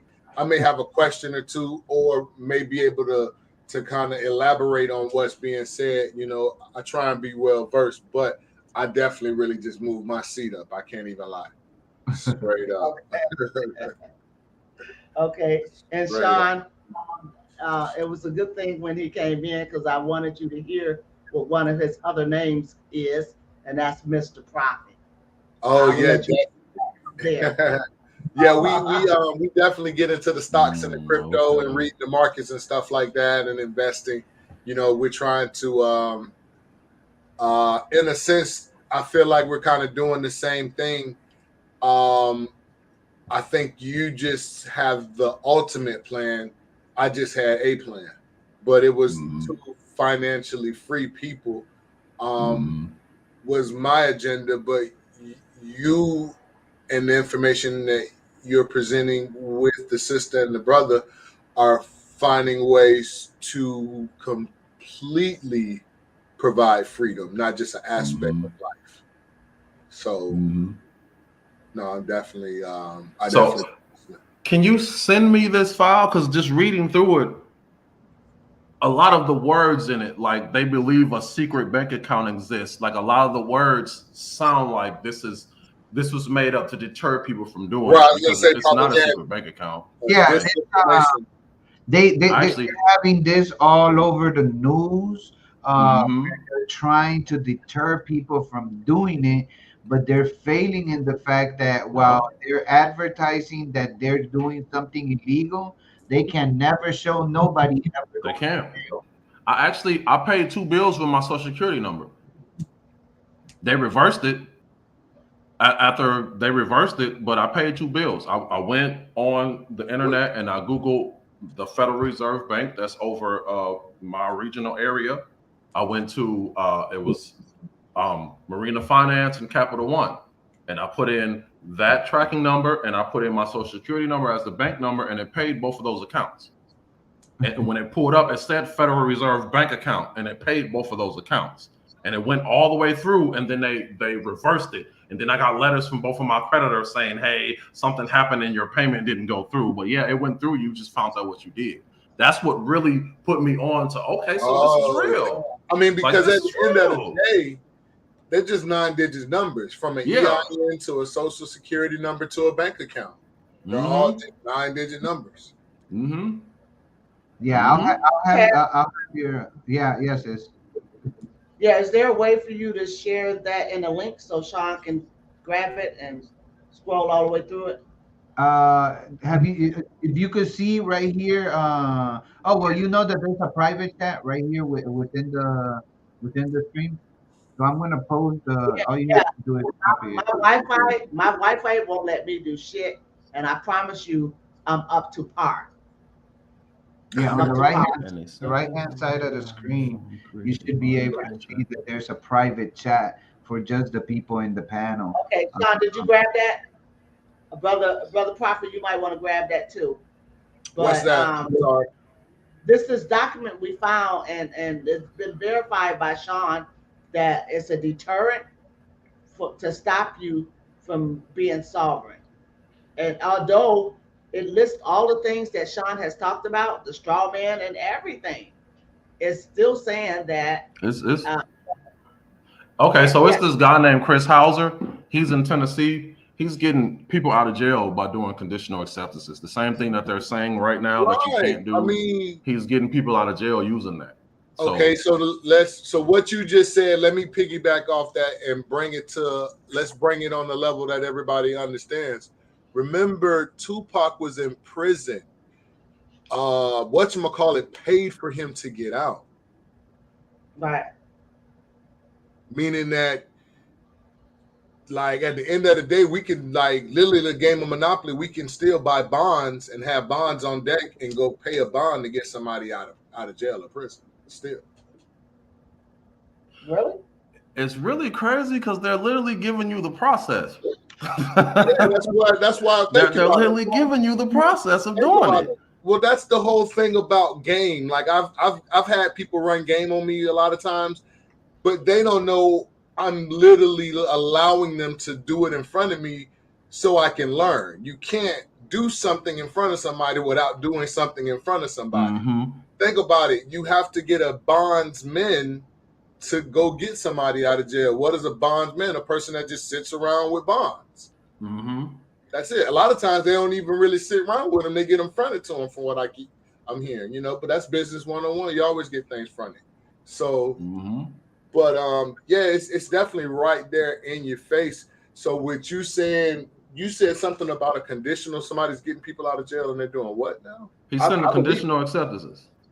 Basically, let me write that down. Okay, so the jail process it's a money system. You're going to jail as a surety under the bonds that they created. When they write you a ticket, that's a contract. If you sign it, you're contractually agreeing to show up on this date to plead. They're going to take that contract and they're going to open up bonds in this contract. You being arrested, you're getting arrested and held because these bonds are outstanding. Right. So there's bail bonds, there's penal bonds. They open up, depending on your case, they open up 3 to 6 different bonds that can range anywhere from $1 million to $2 million per bond. If you, when you get to a point where you're a secure creditor, and I'll have to see how he's doing it because he's not even doing the secure creditor part. He's doing it outside of that. But this judge friend he had, he's using conditional acceptances to bias people. A conditional acceptance, okay, there's a rule, it's called the mailbox rule. If I send you something certified mail and you sign for it, then you agree to whatever's in that package.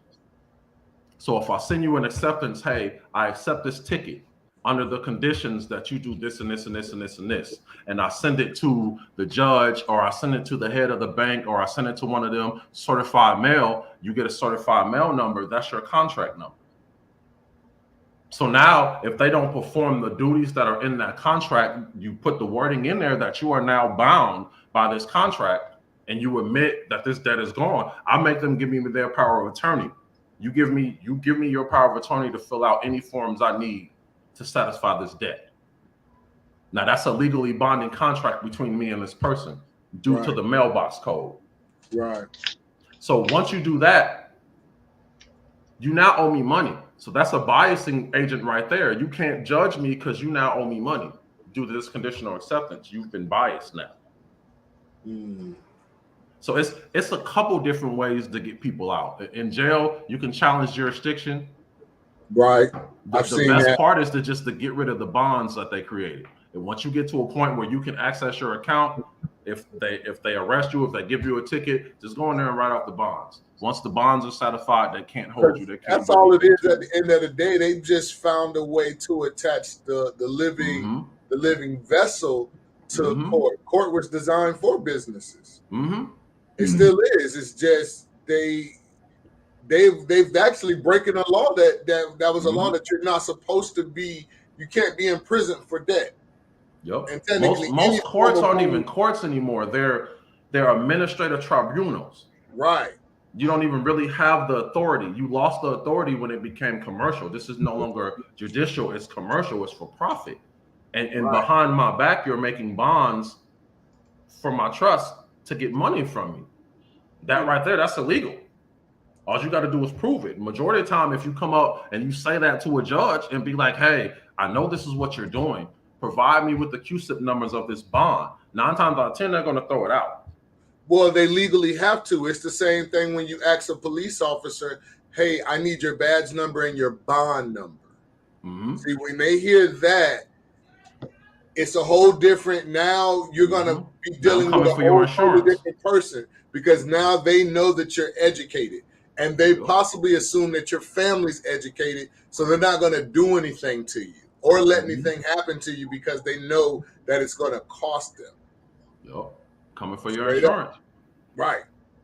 You put that lien on that bond, like you say, they're literally, and you could tell them, hey, okay, well, hey, listen, you can do whatever you want to do. You know, like I was listening to you talk to the sister earlier and trying to let her know, hey, listen, we all do have rights, but certain situations you got to know when to fight and when not to, because you're going to cop can shoot you. In a situation that you're going to be right, but you could be dead. Yep. And then now, what's the what good was being right there? That's what I was trying to get her to understand. You're dealing with a person. If you piss this person off by giving them information that they don't believe is true, they still have an authority to do something to you. You can still go to jail. You're going to get out because you have rights and they violated your rights. So you're going to be able to get remedy, but you're still going to have to spend the next day or the next 6 hours in jail, which I don't want to sit any time. I don't want to do, not to prove a point. Not to prove a point. Like, I already know these are my rights. So I know I got rights. If you don't know, that's even better for me. I'll just throw a lien on your bond. I'll charge you for every hour that I'm in jail. You know what I'm saying? For my time. You know what I'm saying? When I get out, you don't have a job no more. Now your family is hurting because you made a bad decision. I guarantee you won't make it again. It worked for me now. That's why I was trying to get it. Like, it's two different ways. You can go over way of confrontation, but ultimately, the boys in blue, it's a bunch of them, and it's just you. Right. So if they really want to come get you, they gonna come. The Chris Hauser guy, they locked him up. Tried to say that he filed frivolous UCC-1s, and they locked him up for 3 years. Now he's out, and he's getting ready to take his case to the Supreme Court. Right. He's getting ready to own a bunch of Tennessee because you screwed up. Right. But since he was trying to battle with them, he's an older white guy. He's not a black guy. So he's like, show me what you got. And they showed you what they had. And they took 3 years of your life that you didn't have to get removed from if you would have took the process a different way.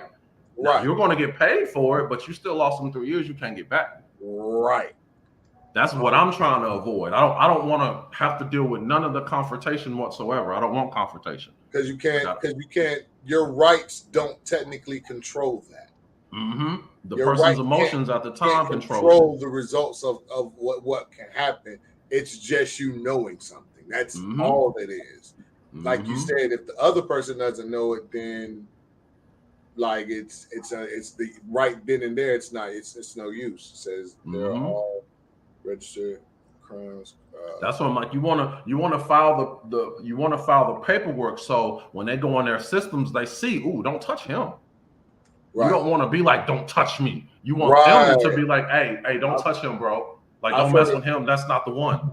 It's almost like diplomatic immunity or something like that. Like you could literally be flagged to where like the cops don't pull you over. They don't mess with you. They don't just That's because. The ultimate goal. Right. To get ambassador place and the ambassador license. You can't mess with me unless I'm killing someone or I'm beating somebody up or I'm doing something now like I understand what in a sense how that could tie in, because being sovereign is in a sense, or you know what I'm saying, or being private in a sense is like being your own country. Yeah. The only law you have to follow is common law at that point. Common law, there has to be an injured party. If there's no injured party, then there's no offense. Right. So if I'm not beating someone up, you can't. The only thing you can do is pull me over and ask me to slow down. Right. And if I don't want to slow down, you still can't do anything to me about it. I can speed off. The only thing you can do is pull me over again and be like, please slow down. Right. If you take me to jail, I'm gonna own your house, your car.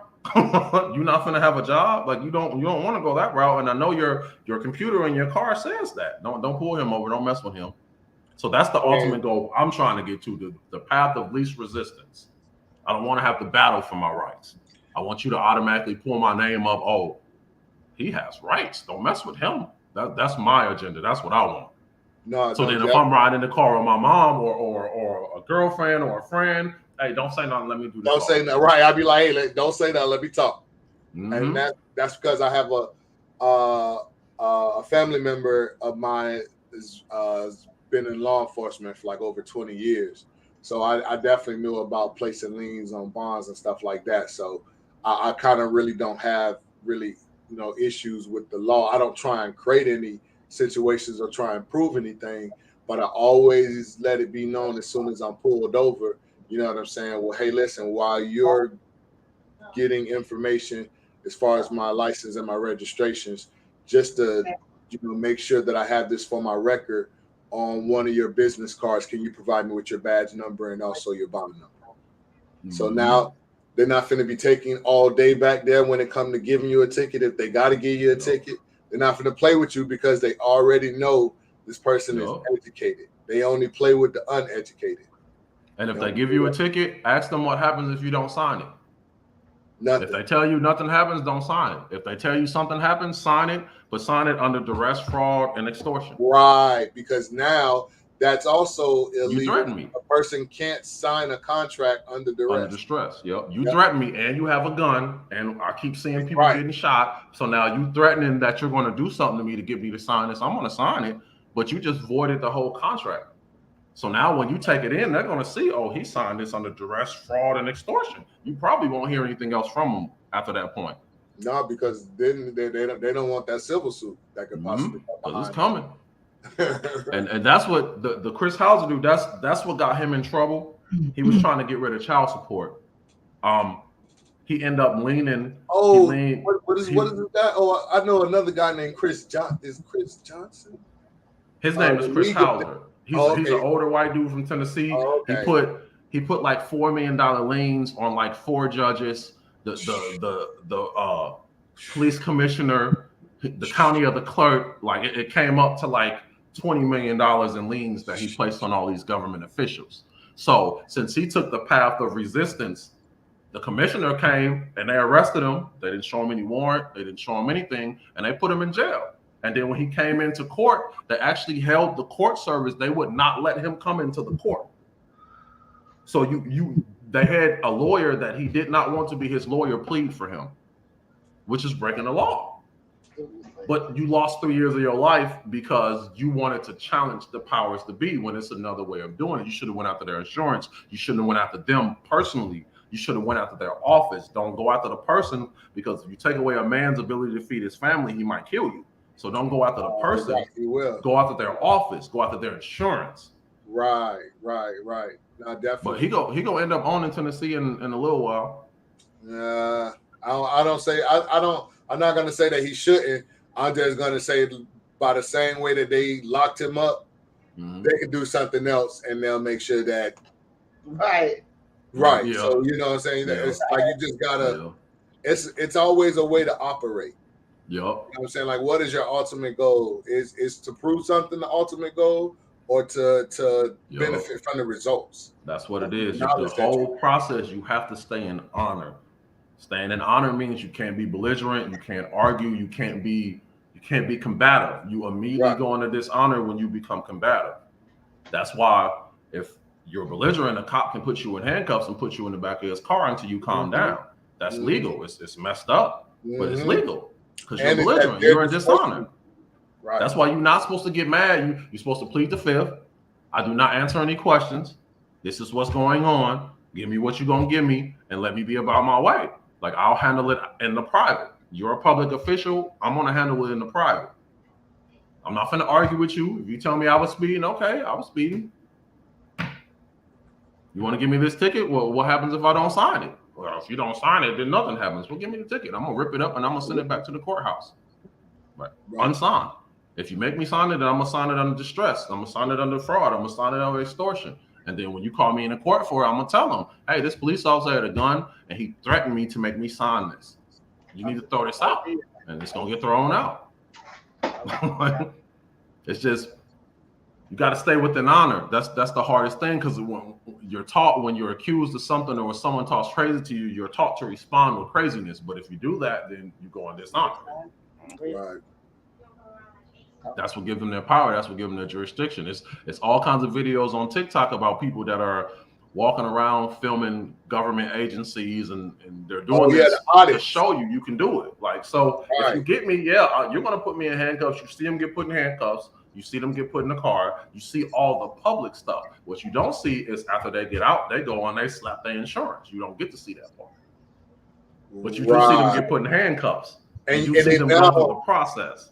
And it makes sense. Like, why would this person jeopardize doing this particular thing? Because they know they've got $10,000, $20,000, $30,000 coming to them after they or better, because they're gonna, like you say, place a lien on. That's a full-time job. That's people are getting paid off doing that. Auditing the police. You break my rights, I'm coming for you. Like, and that's where they're like, I know who you are. Well, then you better not do it.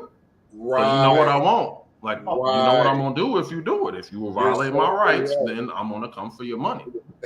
Once they figure out who the audit is, then the aggression and the tone changes. They start backing up. You know what I'm saying? They start driving past you when they see your car. You can be right there, but you can't be over here. You know, and the auditor will be like, well, you know, I'm not trying to be over there. I'm where I'm at right here. I know I can legally be at, and you know, it definitely it shows it shows how sometimes information can be powerful. Really is.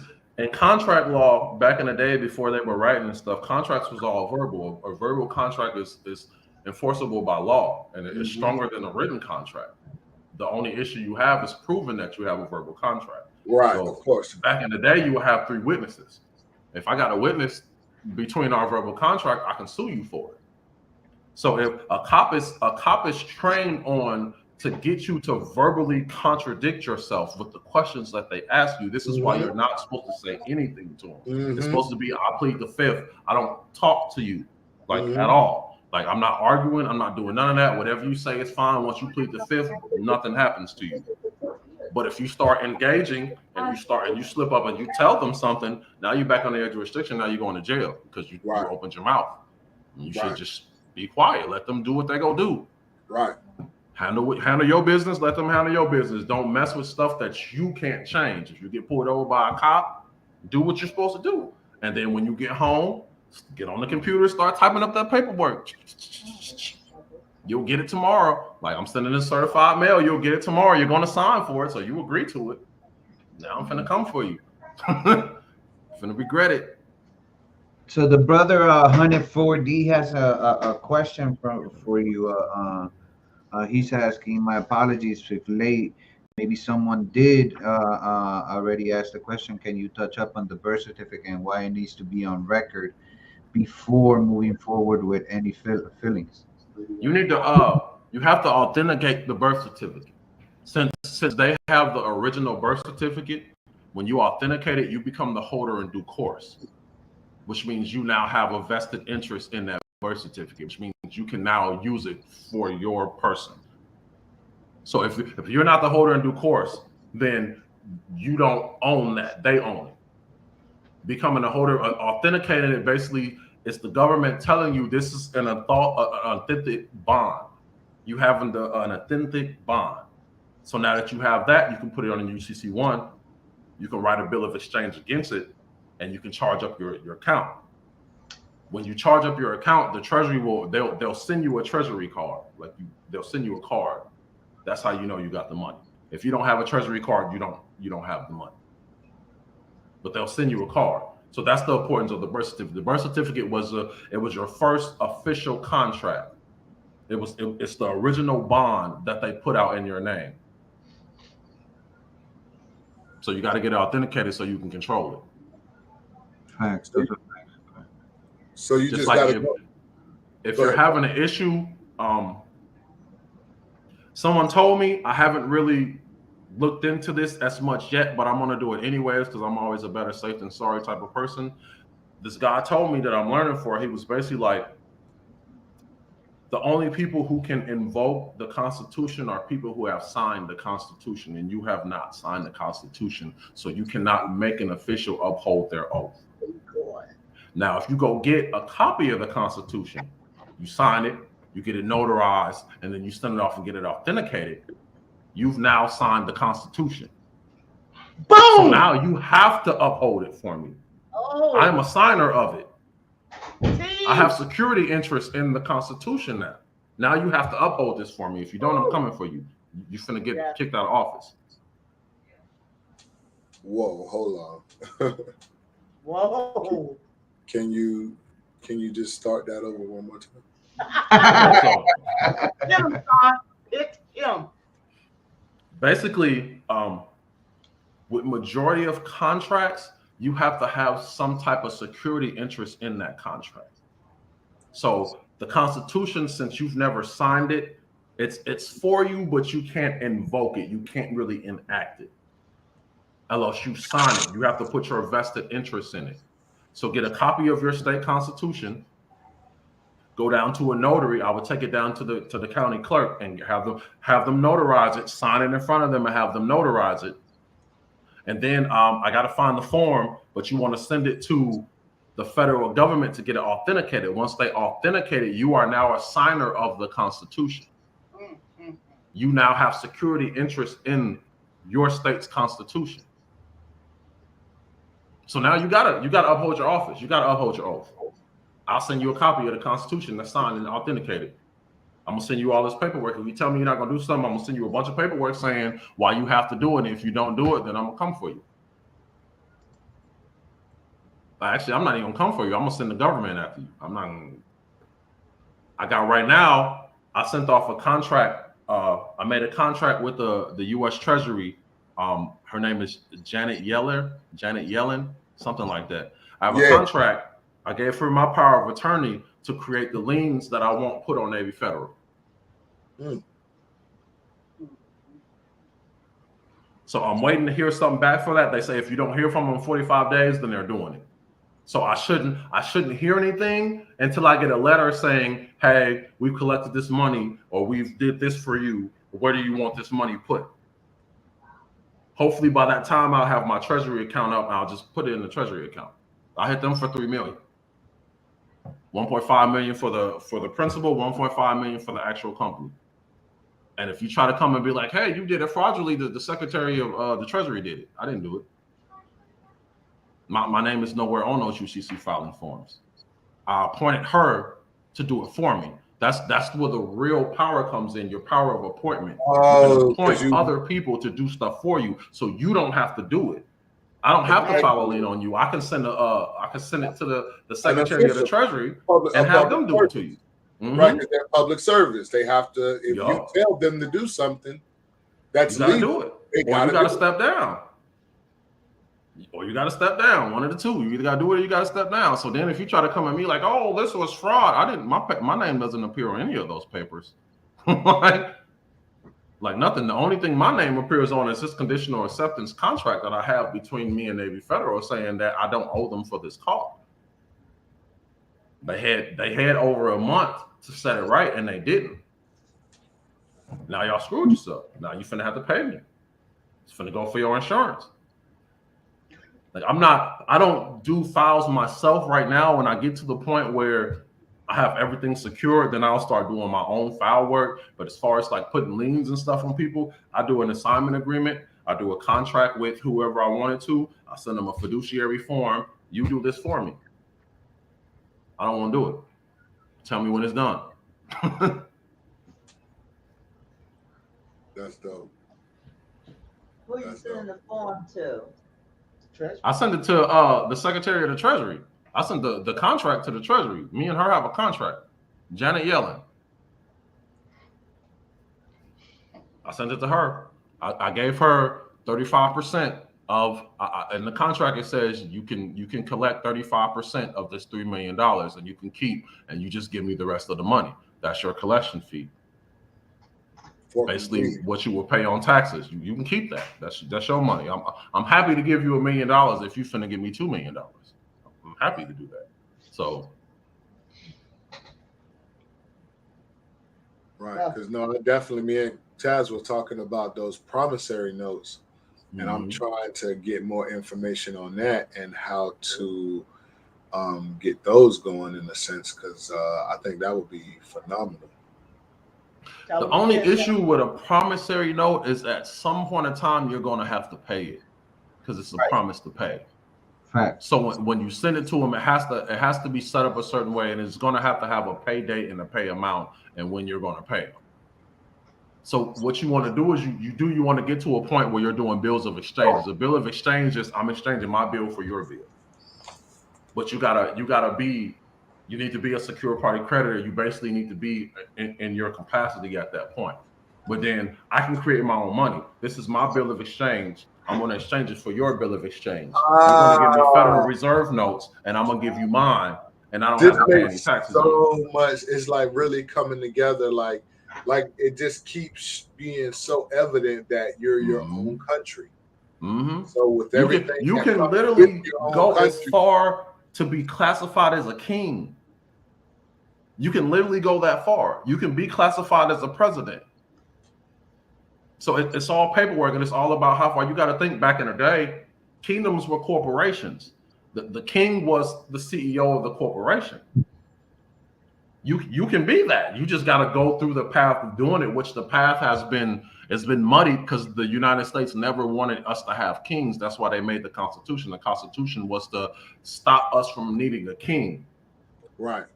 And also, we never even got our freedom from Great Britain. We signed a treaty with them. We never. Independence Day is a fake. That's a fraud. Yeah, those are facts. We still pay them. We there's no way we could have beat their army by hiding in trees and popping out the grass and stuff. Yeah, right. Come on. Like their army was twice the size of our new army. We signed a treaty and agreed to continue to pay them for them to let us have the land. Go ahead. You know what it was, brother. It was the divide and conquer. It was the Creoles, and it was the Creoles that went against the Seminoles that gave Britain the opportunity for that statement that you made to me. Before then, the art of war says it's more difficult to fight on another person's terrain that you don't know about than to be fight. You know what I'm saying? So the guerrilla war was working. That was part of the reason why Lincoln kind of had to do something with at least emancipating us, because the Gullah Geechee were kind of guerrilla warfare, and you know what I'm saying, that night doing their thing, kind of on that Nat Turner, you know what I'm saying, kind of little wave. But no, you're definitely right though.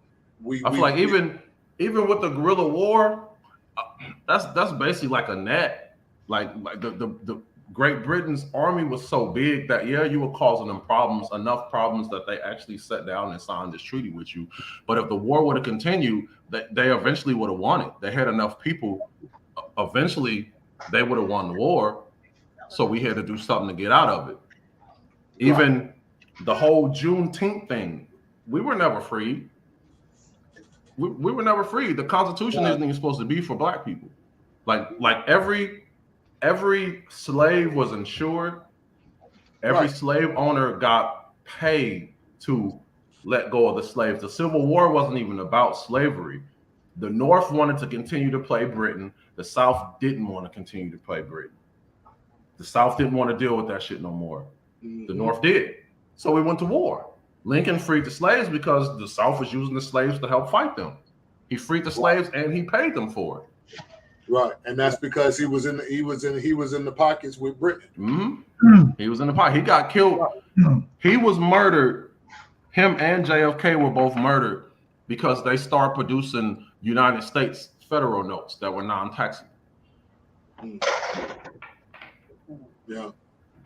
So you get murdered. You're not going to go against the system. That's why I was trying to tell her, like, hey, if you cause enough problems, right? If they can kill JFK, if they can kill the president, right? And that's what I was telling. That's why I tell people, because I'm in crypto, and I tell people, like, you know, they be like, oh, well, you know, Bitcoin and stuff like that, it's anonymous, and you know, nobody knows who created it. And I say, well, damn, that doesn't make sense, because they killed Gaddafi because he tried to interrupt or disrupt the economic. Cryptocurrency is the next form of money. It's the next form of control. They're going to get rid of the dollar bill, and it's all going to be digital. So that's the next step in money. Yeah. Facts. So I mean, it's good and it's bad, because right now it's anonymous, but it's not going to continue to be anonymous. Whenever they bring something new, it was never anonymous. Think about your computer when you first had your computer. Remember when we had computer 20 years ago and we had the trash? We had to come get somebody to come get a disk drive to remove the trash. The trash was never gone. It was always there. Like, it was always there. Right now, every transaction that has ever been done on the internet, on the computer, is on some server somewhere. So that's why they're pushing it. Like, oh, this is how you take the money back. You're never going to take the money back. The money pushers control this stuff. This housing thing that we're going through. Right. The rich people are buying up all the houses. The regular people aren't buying houses. That's up 11%. It's the rich people. It's the corporations. They're the one that's using inflation to steal houses. Oh, a gym. I haven't started doing this yet. I'm going to look into it.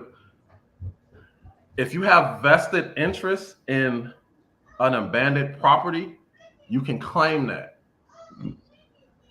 and take that property in civil court. So if it's a property that's abandoned, you go up to it, put like $200-300 into it, and get the lawn cleaned up, and get the windows fixed. You're talking basically like some almost like squatters or tax lien. Yeah.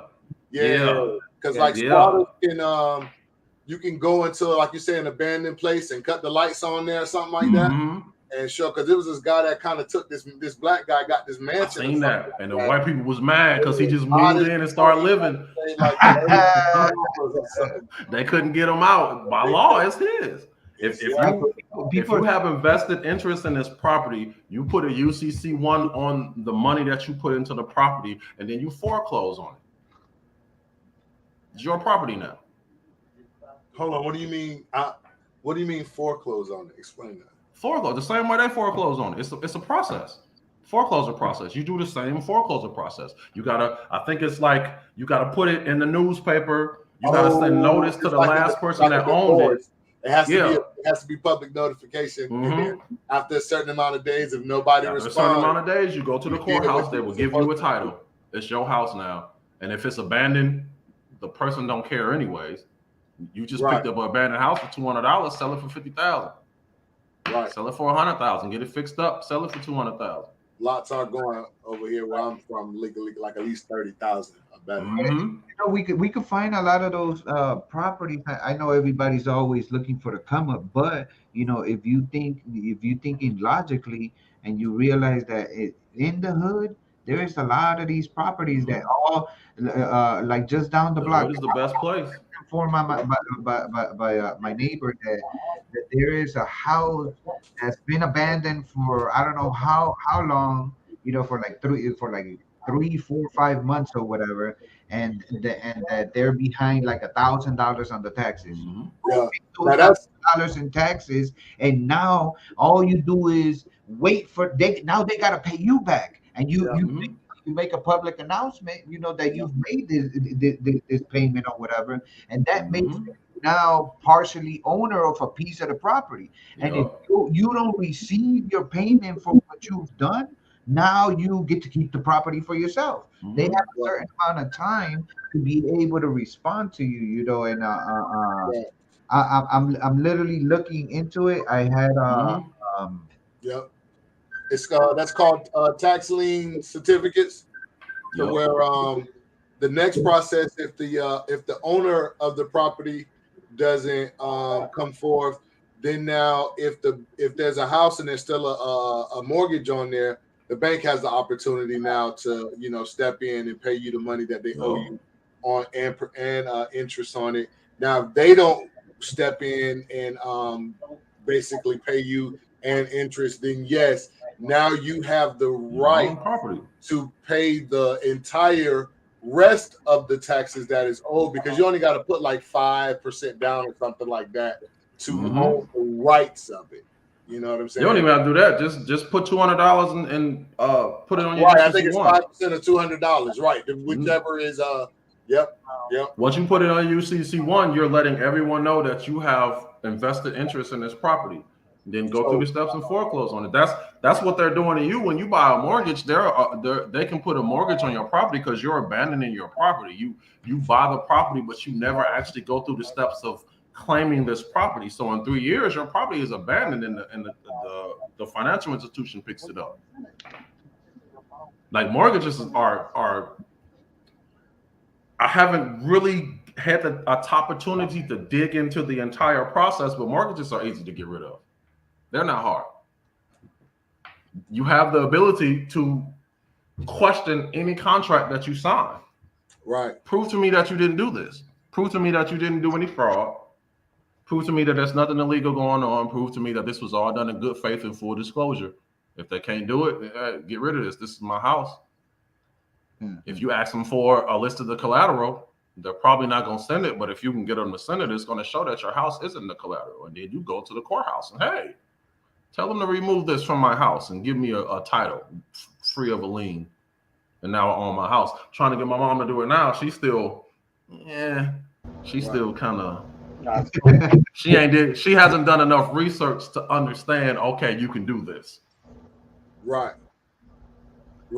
And then you know what it is? I would say that deep down, we kind of have a good feeling or belief that the information is good and is valid. We just know how they operate. I think that's really what it is. It's like you say, that's really if they can get JFK, you know what I'm saying? So it's just like one of those things. It's like, it's not that I think we don't think the information is solid.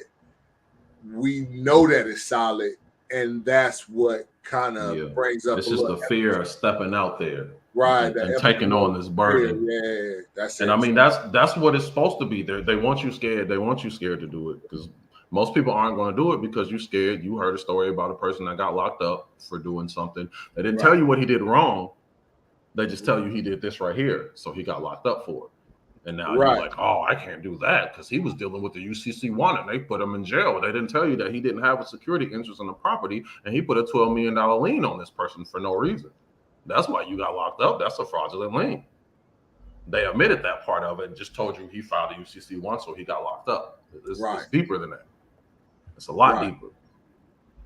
But yeah, I plan on start doing that. That's going to be my next little thing, is start trying to take some of these houses back from the banks. Majority, if it's a house and it's sitting abandoned and it's just sitting there for years, 9 times out of 10 it's owned by a bank and they don't see it as valuable enough to put money into money into it right now. Right. So when you take it, they're just going to give it to you. It's not going to be a real fight. Yeah. They wouldn't finna use it anyways. We definitely need to get together on that. Sean, can I ask man, I've been wanting to talk to some people about this for so long. I'll be driving my mom crazy. She just be looking at me like, oh, some more. Sean, let me ask you something. Sean, yeah. Is what you're doing with your UCC-1 or establishing yourself as a person, are you expatriating yourself? Not yet. I will eventually. Once I get all my stuff together, I'm going to start liquidating all my contracts, and that's going to expatriate me from it. And that's when I'm going to tell them I'm going to apply to become an ambassador and tell them to send me my ambassador plates and my ambassador license. Once it gets to that point, then you can't touch me. I can speed. I can do whatever I want. You really can't do anything. If I injure someone, I have the money in the account. You don't have to have insurance if you have money to pay the insurance. You actually in the secure party thing, you're gonna create a bond for your insurance, and you're gonna send that in, and you're gonna use your certificate of live birth to charge that bond. This is your health care. This is your insurance. Oh my God! You're printing money, like literally, like because you're your own printing money. You're your own bank. And every country has to print money. Mm-hmm. Damn. And when people from Britain come over here, they bring their money, they give it to the United States. The United States give them our money, and then they go and they spend it. They don't get taxed for it. That's all you're doing. But this is my money. I'm bringing it to you. Give me your money so I can spend it while I'm in your country. Right. No more inflation. No more none of that. Sean, at the risk of repeating yourself, because there's people that came in later, can you go over again what happens when the utility sends you a bill, or what happens to the perforated line with the bottom being a coupon or a not cashier check, but a money order? Okay, so there's a couple different ways. People. Yeah, there's a couple different ways that you can get rid of a bill. The ultimate goal, once you get your stuff set up and you have your account charged, you just wanna bond that. Once you bond your payments for your electricity, you won't get a bill anymore. They'll pull your monthly payment straight out of your account. You won't even get a bill. So that's the ultimate goal, is to not even get a bill. Take care of this for me. But when they send you a statement. At the bottom of that statement, there's a little piece of strip of paper that can be detached. You can rip off. That's a coupon. It's a money order. So what you're doing is, when they send you the statement, if you send that coupon back and you pay them, you're paying them twice. So with that coupon, if you do a Baker acceptance and you fill it out for a money order, and again, it's in the redemption package will show you exactly how to do it. You fill it out as a money order, it becomes a money order. You can fill out the full amount. I sent them a coupon for $30,000 for my car that I bought a month ago, and I sent them a coupon for it. Use this coupon to pay it off. If you don't use this coupon, I sent it with a conditional acceptance. If you don't believe this is legal, you have to send my coupon back to me, which they're never going to do. Which means if you don't send it back to me, you accept it. So you have to send my coupon back with me, and you need to send it with these proof of claims that I've outlined in this conditional acceptance. If you don't send it, then you got to get rid of this. And if you don't get rid of it, then I'm going to do my administrative process to make you get rid of it. Right. So it's a lot of, even with the 1099A, you can, as the beneficiary, you can send them a 1099A and tender of the payment. And that's legal payment. A 1099A it's a negotiable instrument, just like a contract is a negotiable instrument, a dollar bill, a Federal Reserve note, those bills of exchange, all those are under negotiable instruments. So it's a couple different ways you can get rid of paying your bills. And I wanna ask a question about the bond again, just to make sure I got a real clear understanding of it, because it sounds like it's this, like you say, this financial instrument that's being created, and it's basically words and dollar amounts, like in a sense, and basically in a sense the name of the country or the private entity or whatnot, you know, like. But is that how it really starts in a sense? Like it starts with bonds and shifts over. When you get born, you're born. Your mom signs your birth certificate. They give that birth certificate to the hospital. The hospital takes it and gives it to the state. The state registers you as a living, breathing person. Right. The state then takes that birth certificate and they send it off to the federal government. The federal government registers you as a fictitious entity. Right. That's where you get your social security number. That's where you get your birth certificate number. They open up a trust in the name of that birth certificate and in the name of your social security account. They take $1 million lawful money and they put it in this trust. So when every person that's born, you're a millionaire as soon as you get born. They give you $1 million. This $1 million sits in this trust and it gains interest throughout your life. On top of that, any bond that they write against you comes out of that. So if you take out a $10,000 loan, they're going to do a 1099A. They're going to take $10,000 out of your account. They're going to put it in an escrow account, and it's going to sit there as collateral. Then they're going to give you $10,000 worth of federal promissory notes to spend, which is taxable income. Then they're going to tell you got to pay us back. So they've already been paid. Then they're going to tell you got to pay us back. When you pay them back, they're going to take the money that was in escrow and they're going to put it back into your account. And you're going to continue to gain interest. So the birth certificate is the very first contract and bond that was made in your name. That was real deep what you just said. You said that we signed something, which of course our signature, our autograph, how Taz was explaining to me, gives them permission to our account.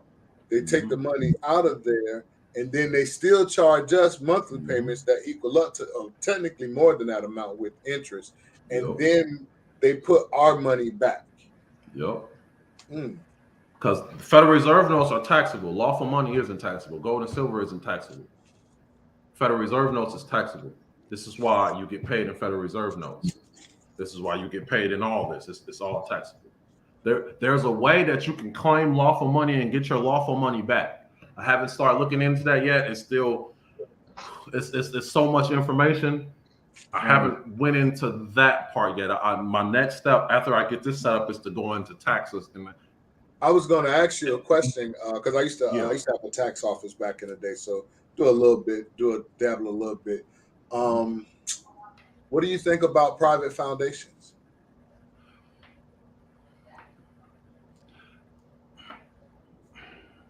Private foundations are cool. It just depends on how you set it up. It's even with churches. I can't remember, and my mom always corrects me because I always say the wrong. There's a 50C3 and then there's a 50C3 something else. Yeah, there's one like a 501c3 and like a 501c3A or something like that. But one of them is under the government and you got to pay taxes. One of them is above the government and you don't have to report anything to it. One of them is I think one is private, and the other one is public. It's a corporation. Right. So if you're going to do it, I would go for the private one, so you don't have to report any money you make, anything you get. You don't have to report it. If you're going to do it, do that. And you don't have. I would personally, because in most foundations you got to have a board or something. I would just create a trust and let the trust administer my money the way I wanted to. If Of you can course. have the trust, because that gives you full control. But you don't. I can have a trust, and then I can have it own this, so I can move money back and forth Let an between entity them. own the entity. Mm-hmm. Yeah. I'm Okay. about control. So with that being said, then so you're definitely down with like the offshore banking, right? Mm-hmm. I'm down with all that. Get as much as you can out of the United States as possible. That's the only way that you can guarantee that someone is not going to come in and be like, "Hey, I want to try this," Right. and then you got to seek a remedy. But I would rather not have to go through a remedy process. I'd rather you just not even have access to it. Once I get my stuff set up, really, once you get a foreign estate 98 number and a foreign trust number, you can open up a bank account in your foreign trust over here, and they can't touch it. So then you can keep your money over here, and they can't touch it. So question: did you set up your own trusts, or did you do this with a law firm? I set up everything by myself. Oh, that's amazing. I feel like you need to learn the information. Like right. Lawyers work for the corporation. Right. In law, if you let a lawyer represent you, you're going to jail 9 times out of 10. If you do it yourself and you know what you're doing, you probably won't even see a court case. Like I try to keep it as much as possible private. This is, if you're telling them that you're coherent enough to do this stuff, you need to be coherent enough to do it. Like you need to be able to administer your own estate if that's what you want to do. Or you need to let somebody else who you trust and you know administer your estate for you. Right. So I would definitely, I'm my 98 number, that number, you have to call in and get it because you don't want to give them your social security number. You don't want them to tie it to it. I have a PO box for my straw man. I have a private mailbox number for my estate, and it's going to be my trust address. And then my private address is going to be completely private. No one will be able to find it. You won't be able to look it up. You won't be able to send me mail. You won't be able to do anything. If you send it, it's got to go to that PO box. Don't call me. My phone number is private. No government officials. Don't call me. Bill collectors, don't call me. If you want to reach me, send me a letter to that PO box. I'll respond when I feel like it. That's definitely dope. So what do you feel was one of the main key ingredients that helped you to be able to write your own trust? For me, it was just the realization that 99% of what I was taught in my entire life has been a lie. Right. That's what basically drove me to look into this stuff and figure out what I got to do. Like pretty much everything is a lie. Everything you've been taught, all the television shows you watch is programming. Instagram, Facebook, all that stuff is programming. If you shows like this, topics like this don't get pushed. You gotta seek out the information. You're not gonna be scrolling and then find it. Only anything but TikTok, because TikTok is owned by China. But like anything owned by the US, you have to seek out this type of information. It's not just gonna pop up in your face. Yeah, no, I was just telling somebody somebody today, TikTok was a weapon that was created by China for America to waste our time or to occupy time. Hence the reason why it's called TikTok, which is a reference to time. That's exactly what it's for.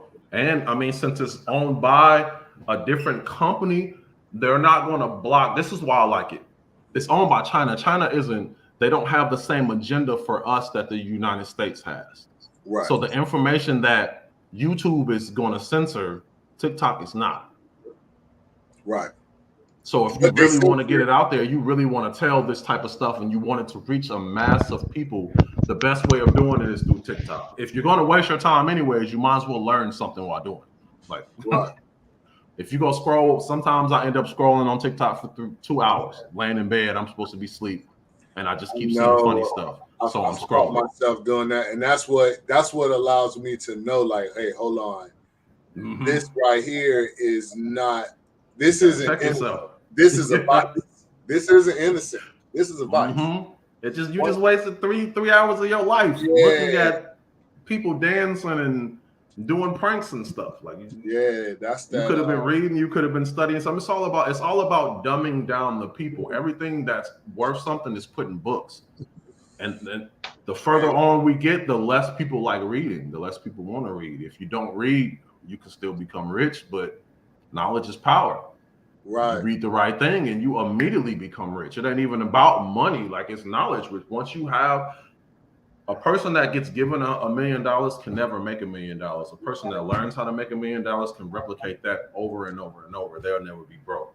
So getting the knowledge of how to do it is what's going to be your remedy versus listening to somebody else or having them do it for you. You should check out all the information. You should read everything you can about it. It's worth it.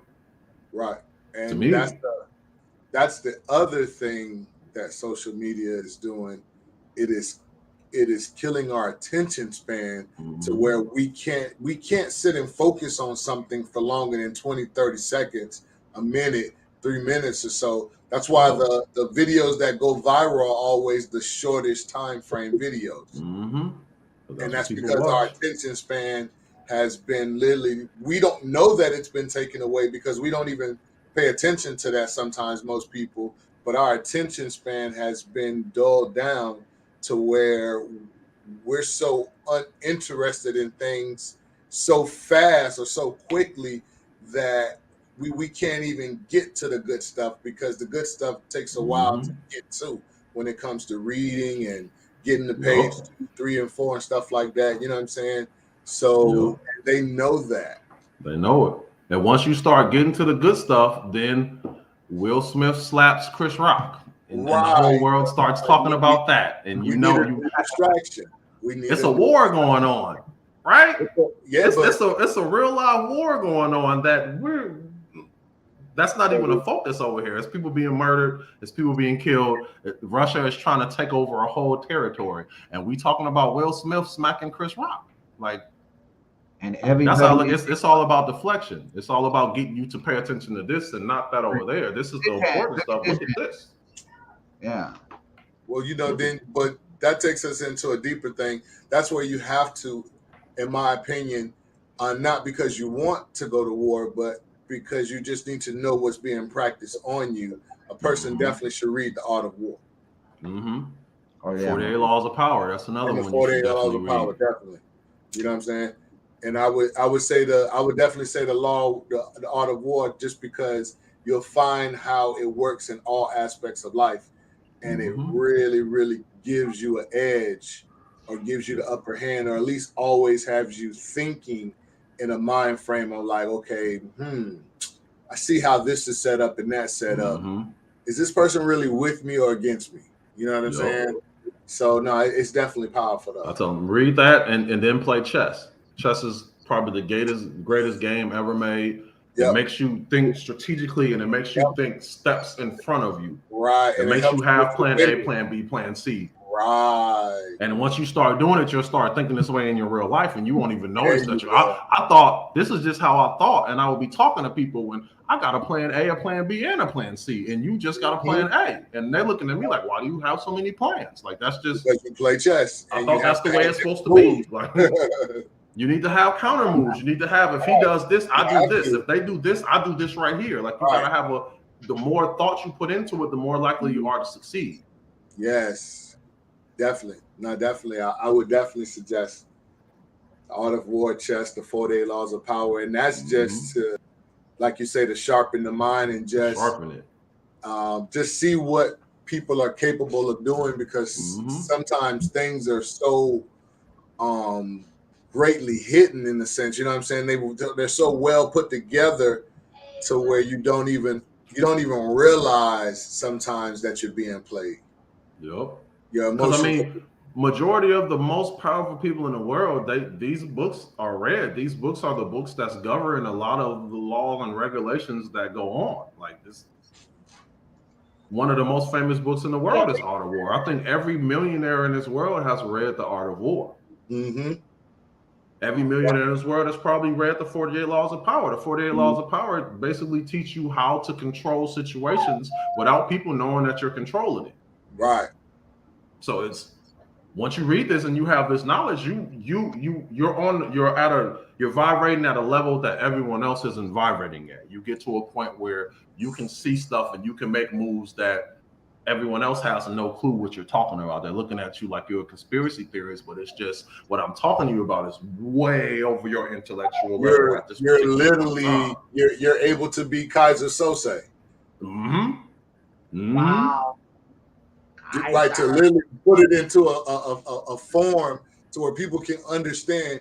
You're able to understand situations and people so much that people don't even understand that they're doing things that you want them to do, but you've put it in their mind that this is what they want to do. They think that I thought of this. No, I've been hitting on this for the last month that I wanted you to do this, and it finally worked. Right. And now you think that you're taking me here because you want to do it for me, but I've been planting little seeds for at least a month now. like your boy Will Smith, the movie Focus. With the Chinese guy at the end of the movie where he's trying to get them, they're betting on the numbers. They've been buttering him up for the last week or so that he was saying, you know what I'm saying? So it's definitely one of those things to where you just understand. I think human nature is very underrated. Very underrated. It is. A lot of people, when you talk to most people, they talk void of emotions when emotions dictate a lot of what we're going to do, a lot of what we're going to say. So you can sit here and be like, hey, if he did this to me, I wouldn't do this. But if you're angry, you're going to do something else. If you're sad, you're going to do something else. If you're happy, you're going to do something else. You have to be able to account for all that extra stuff. You can't just be like, oh, this is how it is, so it has to go that way, because it's probably not going to go that way. And if you think that way, you're going to end up screwed. But now if you think, okay, I'm going to do this and it should go this way, but in case this man has no clue what I'm talking about, then I'm going to go at it from this angle. And if this angle doesn't work, then I'm going to come at it for this angle. So now you have multiple different things working at once to get you to the same spot that you're trying to get to. That's a better chance if you have 5 things working for you versus if you just got 1 thing working for you. And that right there is what you call true independence. True independence. True independence is when you know that you have to have a plan B for your plan A because there's nobody else that you can turn to. There's nobody else. Yup. I think people. And I mean, I feel like as a man, you really shouldn't want to turn to anyone else. Like I want to be that.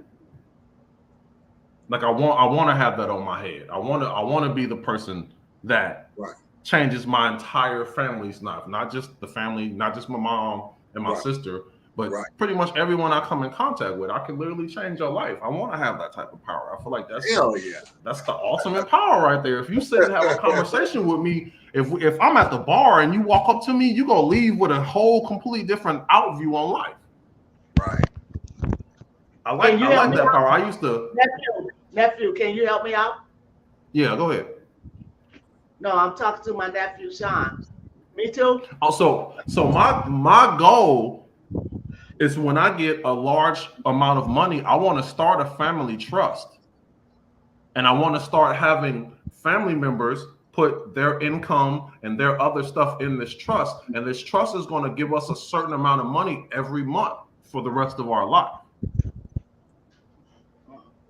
So that's my ultimate goal. This is generational to fix everybody, not just my immediate family, but anybody that's close to me that wants to get in on it. This is what it is. I put $1 million in this trust. This $1 million is going to pay you $300 a month for the rest of your life. The interest is going to accrue. I'm gonna put houses in it. I'm gonna put more money in it. As I break them from the chains and get them to the point they can access their money, you put your money in it too. I was going to ask you. So now we got $500 million that's paying all of my family members $100,000 a year for the rest of their life. You don't need retirement. You don't need none of that no more. If you need a car loan, you need to borrow something, you go straight to the trust. And you said something very powerful just now, because I guess my knowledge is definitely very is limited when it comes to the trust, but I know of. So I was under the impression when it comes to the trust in any capacity generating money, it was through the one of the individual that's connected to the trust funding or basically putting money or adding money to the trust. There's a way that the trust can generate money on its own. I'm asking. So you can put assets in the trust. Okay. So if you buy a house and you're getting rental income from the house, you move it from out of your name into the trust name. Now the rental income is getting paid to the trust account. Right. So now if they come after you, I don't own this house. I live there, but I don't own it. The trust owns it. And the money coming from it goes there. The trust can own assets. Right. You can create a business and you can put your business under the trust. So now all the income coming from your business goes into your trust. I got you. So if I start a trust and I put $1 million in it, and then I go and I acquire 5 houses that bring me an extra $1 million a year, or 6 or 7 houses that bring me an extra $1 million a year, and all those houses are in this trust. Now the trust is making $1 million a year. So now every year I'm getting that money straight from the trust, and the trust is 3 different parts. There's the guarantor, that's the person that gives the money. There's the trustee, that's the person that's in charge of the money, and then there's the beneficiary. You can only be 2 of these at a time. You can't be all 3. You can only be 2. So if you're basically you're in control, and that's the opposite of the concept of a trust. Mm-hmm.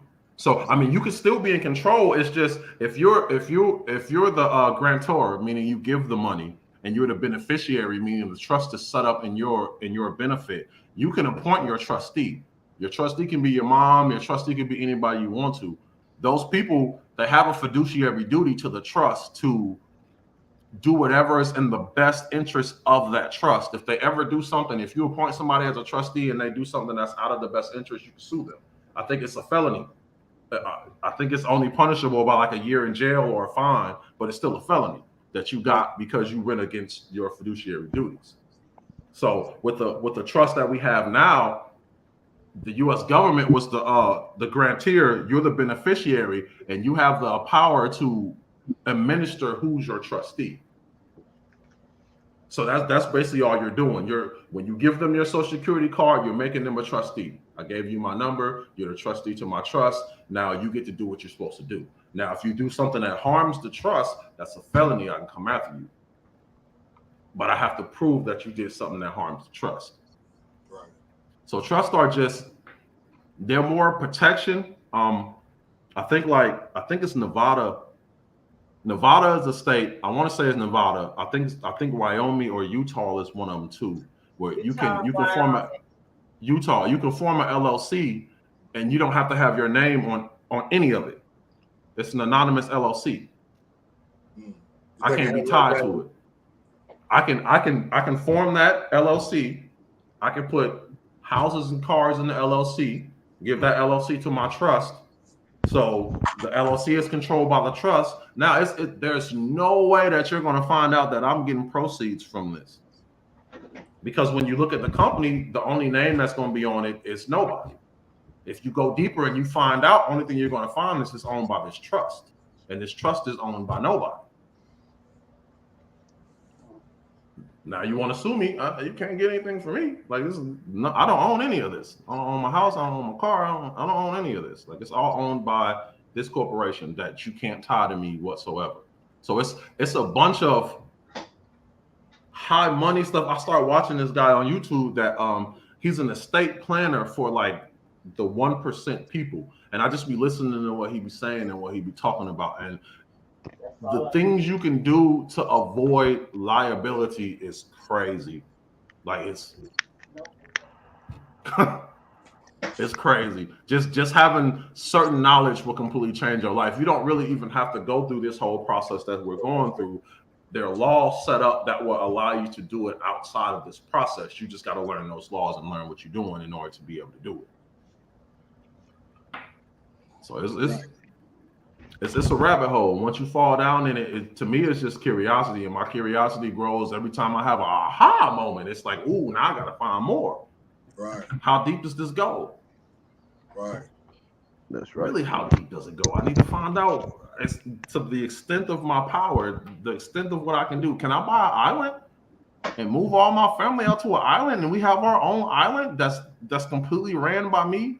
Our food, we completely grow our food. We do everything. Is that doable? I think it So that's definitely kind of is. where my mind is at. Like, how do we get to a point where I'm always like, I feel like it's never happened, but I fear the time that something happens where the United States enacts martial law and locks everything down, and then everyone lose all their rights. That's one of the biggest fears that I have in living in this country.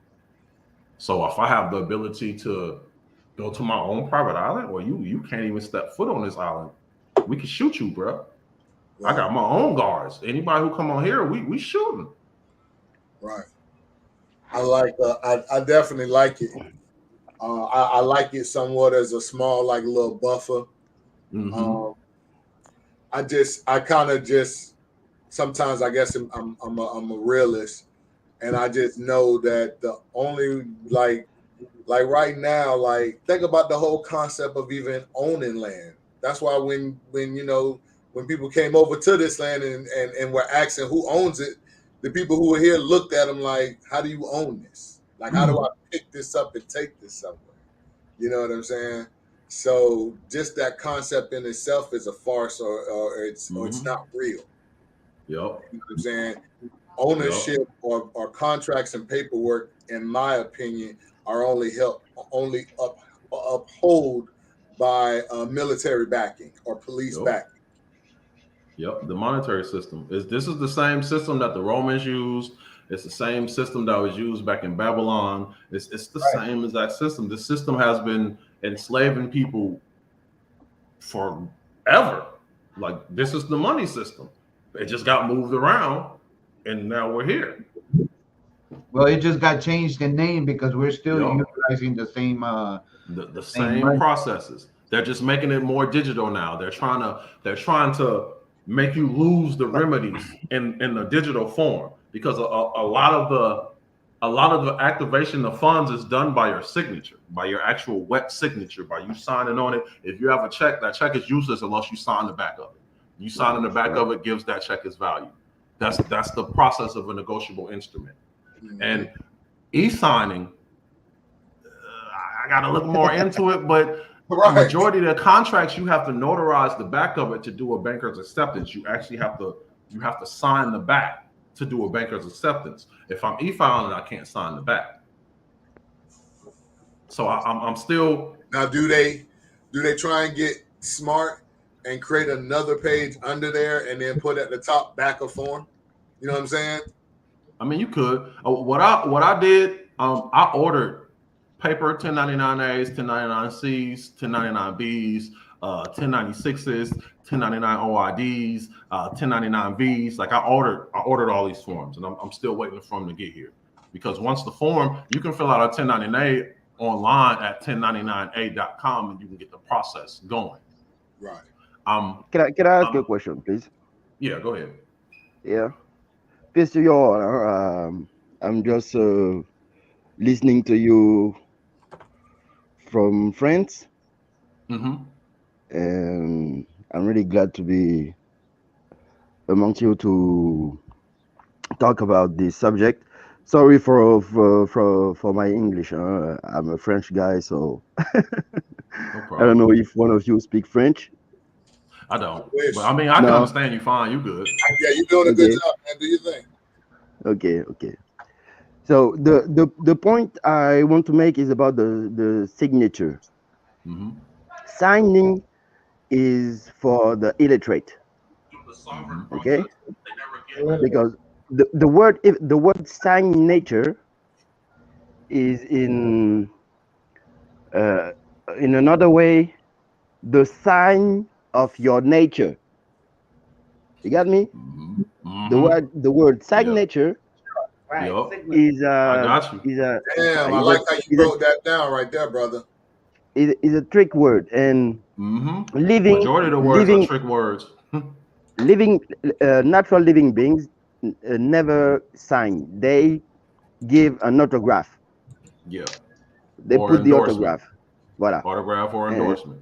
Mm-hmm. So the word signing is for me a trick, Mm-hmm. and we don't have to do this Mm-hmm. when we know who we are. And Mm-hmm. another point I want to make is the use of a trick word. This word is the word person. Yep. That's a trick word. See, A we used to person is a think corporation. it's a corporation. I think it And says a monster if you look up the definition. It quotes like it's a monster or no, something like human that. being, That's Like, yeah. human being means monster. yeah, the human Human being. being means monster. Okay, yeah. Yeah, Yeah. human beings mean monster, and person means corporation or a dead entity. Right. Mm-hmm. So this kind of word, for me, we need to we need to stop using it. I agree. Mm-hmm. I agree. You see? Wholeheartedly. And that's what they get you because a lot of people, you think you know what a word means, but you don't really do it. And then when you use it out of contracts, well, you're in a verbal contract now because you just called Right. yourself a person. You just called yourself a citizen. And Like this is what you just said to me. So now you're a citizen.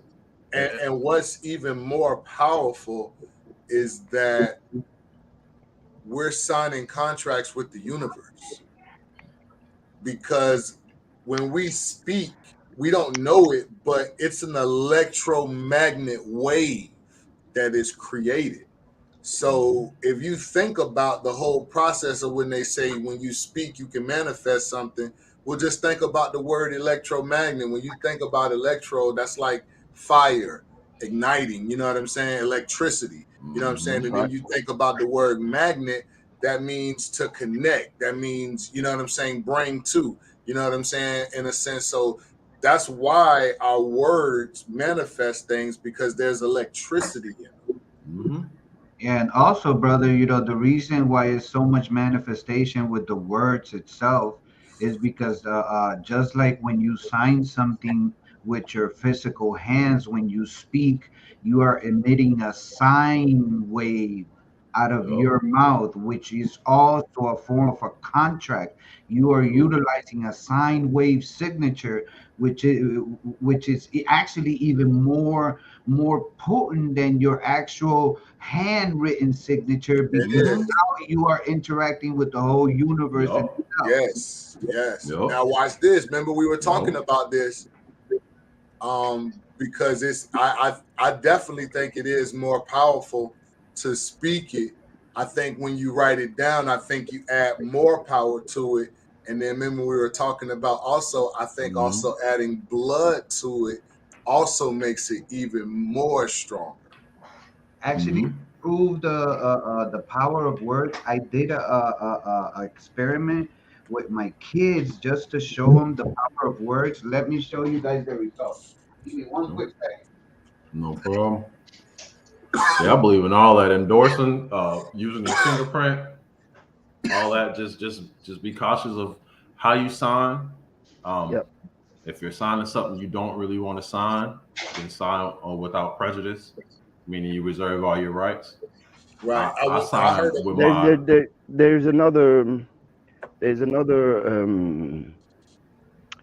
Latin expression you can use when you're signing um, a fraudulent document. Mm-hmm.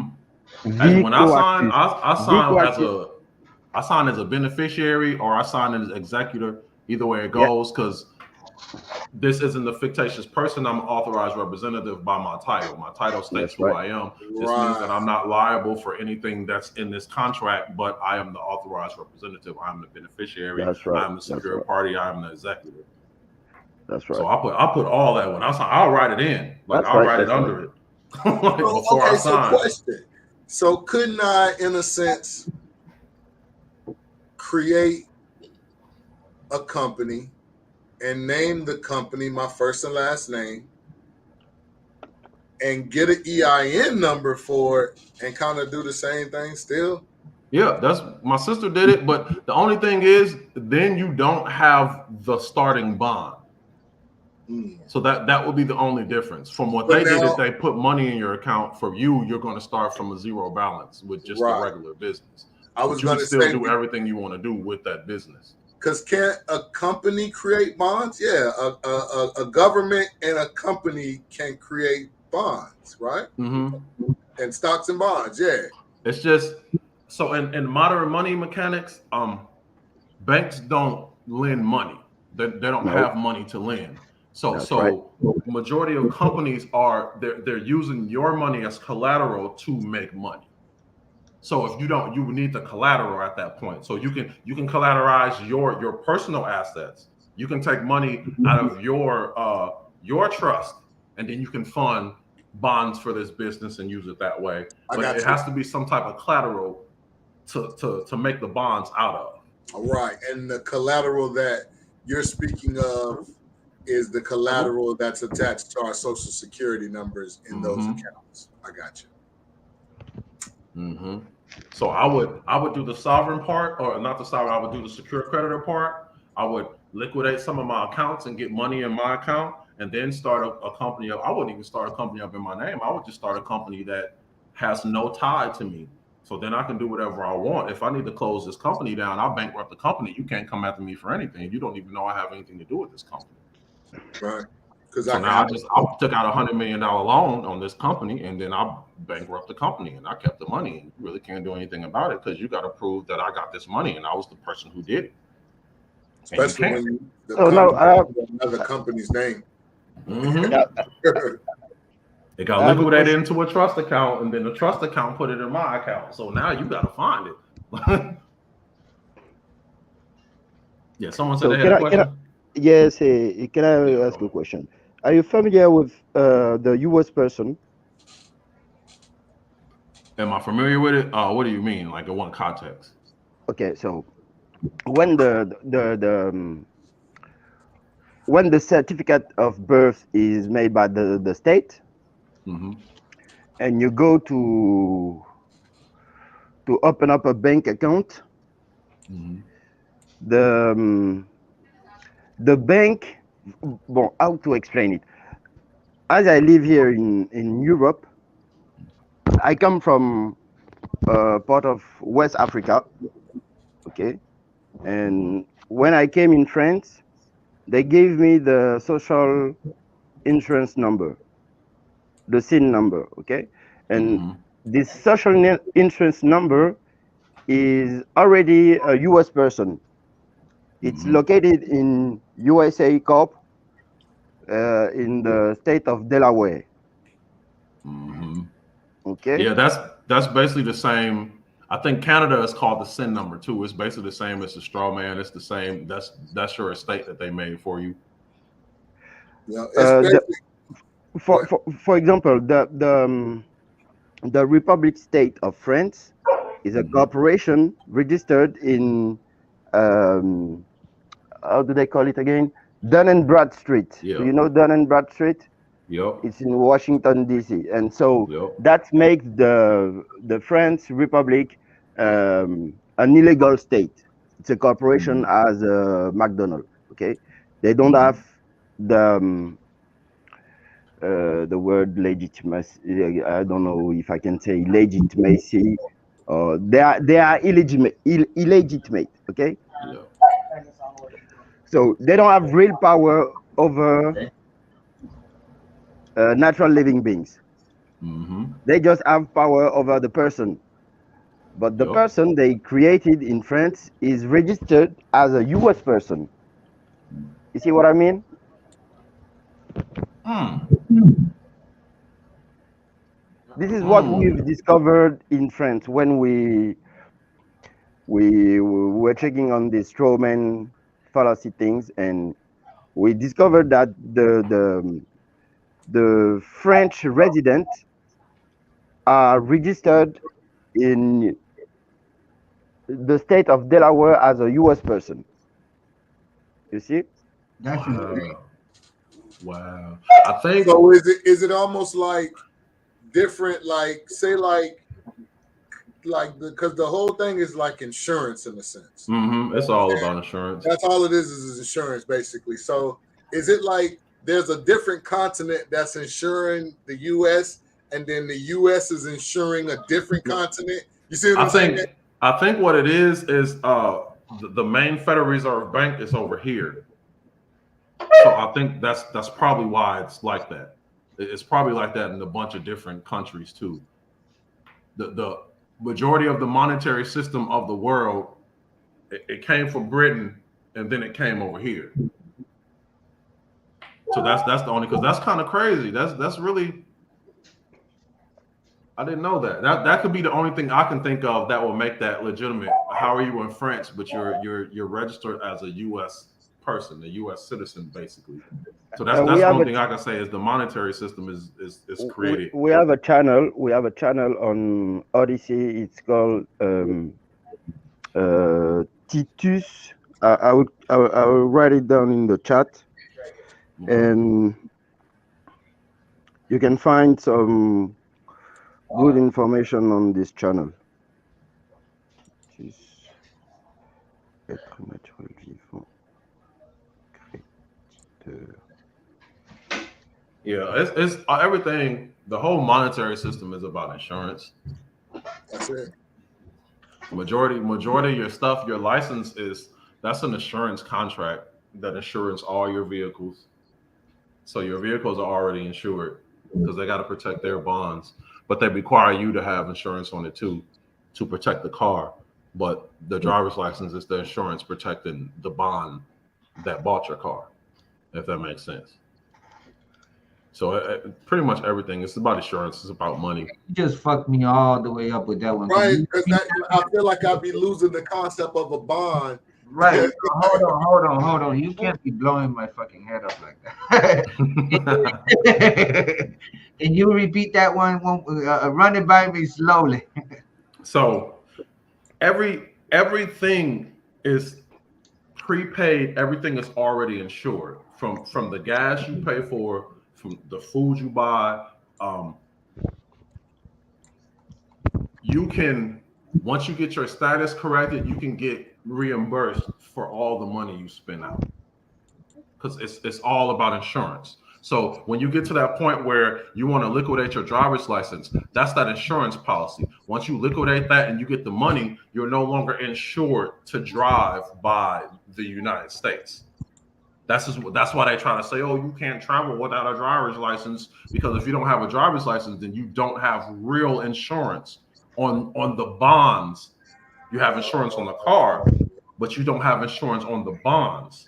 Right. It's like it's no different than a business license. Like you're insuring your business. So the insurance companies insure things, and then the companies come out and get you to double insure it.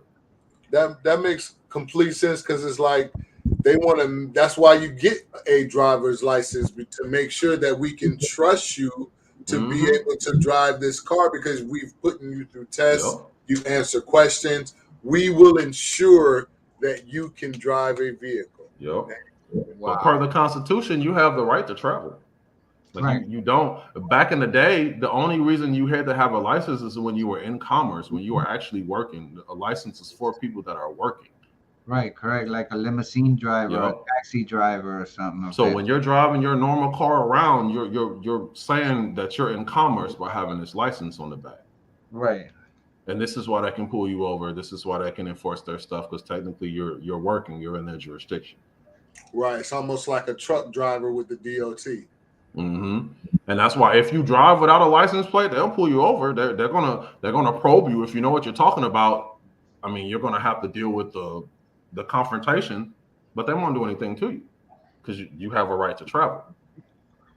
They're going to make it difficult. They're going to make you not want to travel without that license. They're going to make you not want to travel. You're going to be getting pulled over all the time. You're going to be getting questioned down. And if you slip up and say the wrong word, then you go to jail. Or then you having a court appearance.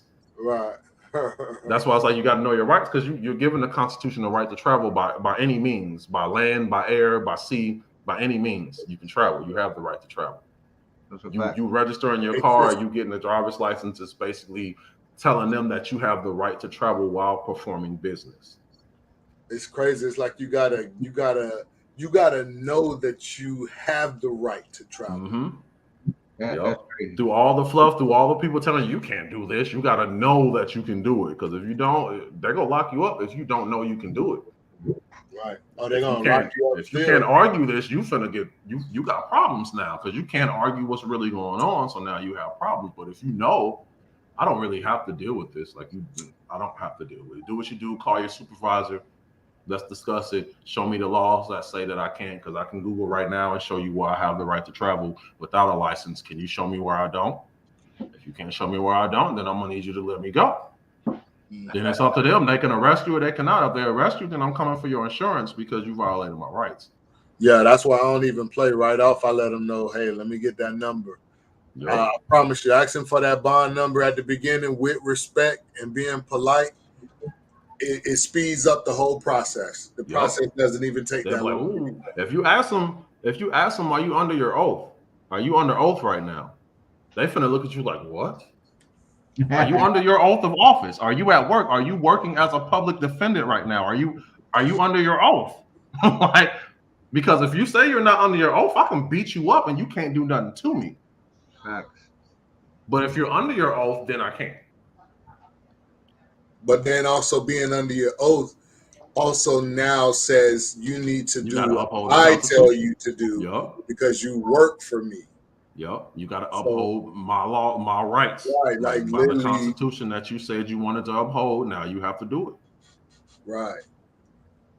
But that's why they don't want you to know that. They want you to be fearful when you see the police versus just being calm, put your hands where they're visible, and learn how to speak with respect and know what you're talking about. Right, you can't get triggered. Yep, that's what's going to happen. That's what I want. If you get nervous, you're either going to get triggered or you're going to give them way too much information. One of the two. One of the two. That's why they come up and talk to you when they flash the light, and I'll pull you over. I don't talk to y'all, bro. I plead the fifth. I don't talk to you whatsoever. Here goes the ID of my trust. This isn't me. Here goes my trust car insurance. Do whatever you're gonna do, and then let me go. Depending on how you interact with me, depends on if I'm gonna come for you or not. Exactly. If you treat me if you treat me with respect, bro, we can go about our ways respectfully. If you get disrespectful, I'm gonna be respectful now, but I'm gonna get real disrespectful as soon as I get home, bro. Tomorrow, your next week is gonna be horrible. I would definitely advise to still be respectful and learn how to learn how to learn to get your win later on. Don't try and win right now. You can't. Because a big part of that, you got to realize you talking to people. So you gotta, if you trigger this person, he's gonna act angrily.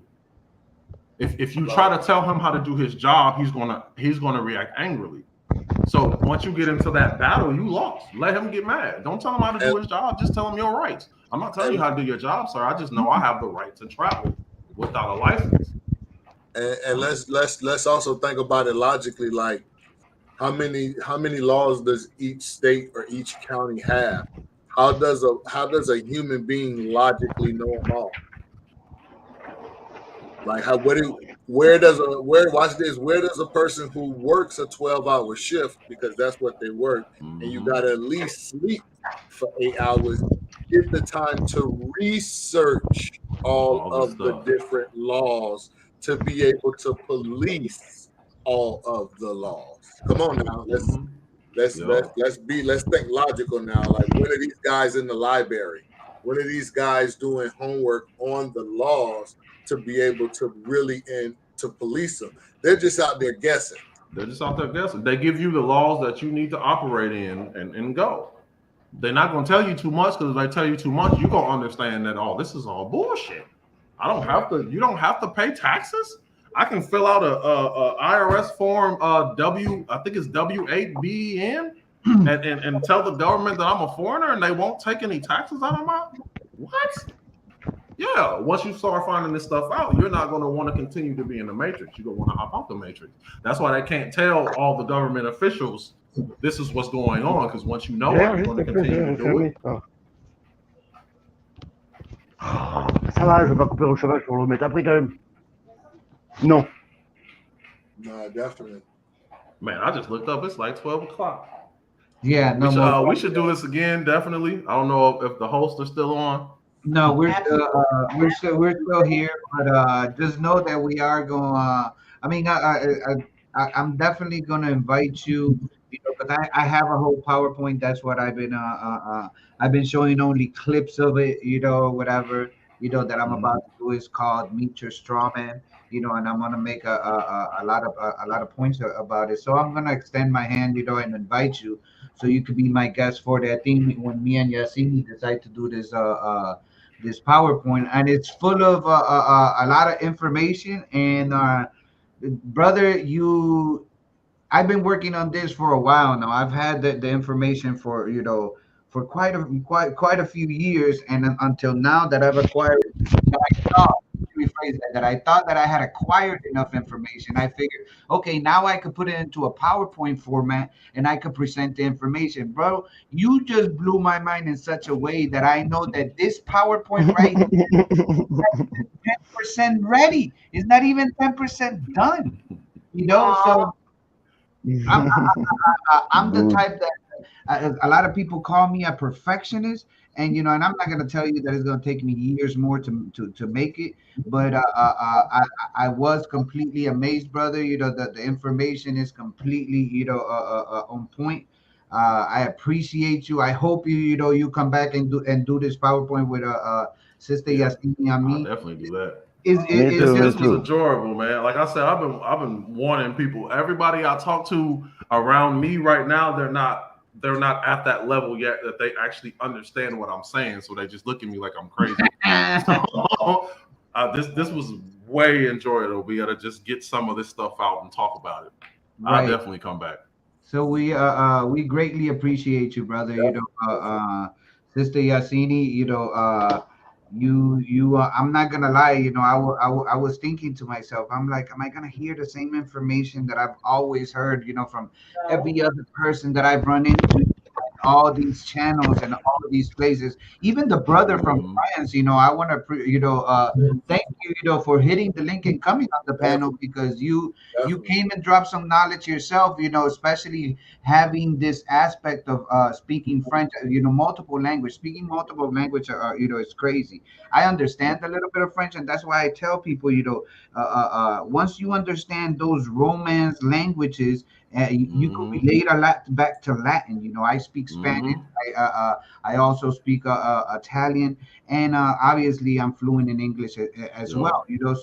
So that gives me a certain advantage over certain things when it comes to looking into etymological meanings of certain things, Hmm. because I'm able to, grasp the whole scenario from, other languages a lot faster than others. And I know that that's something that you could relate to as well. So I appreciate you for being here, brother Leaf. You know that brother, you and I have been building for a minute.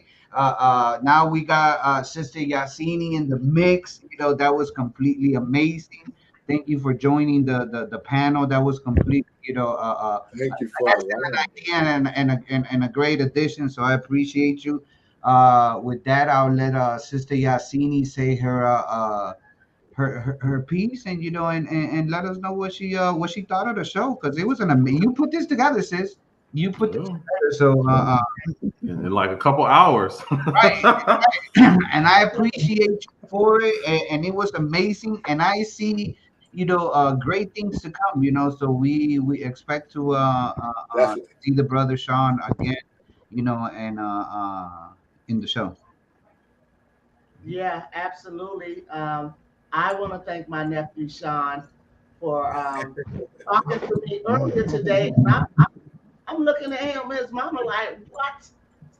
We gotta go live. We gotta go live right now. We gotta go live. Oh my God. Oh my God. But even so, I still wasn't expecting all of this.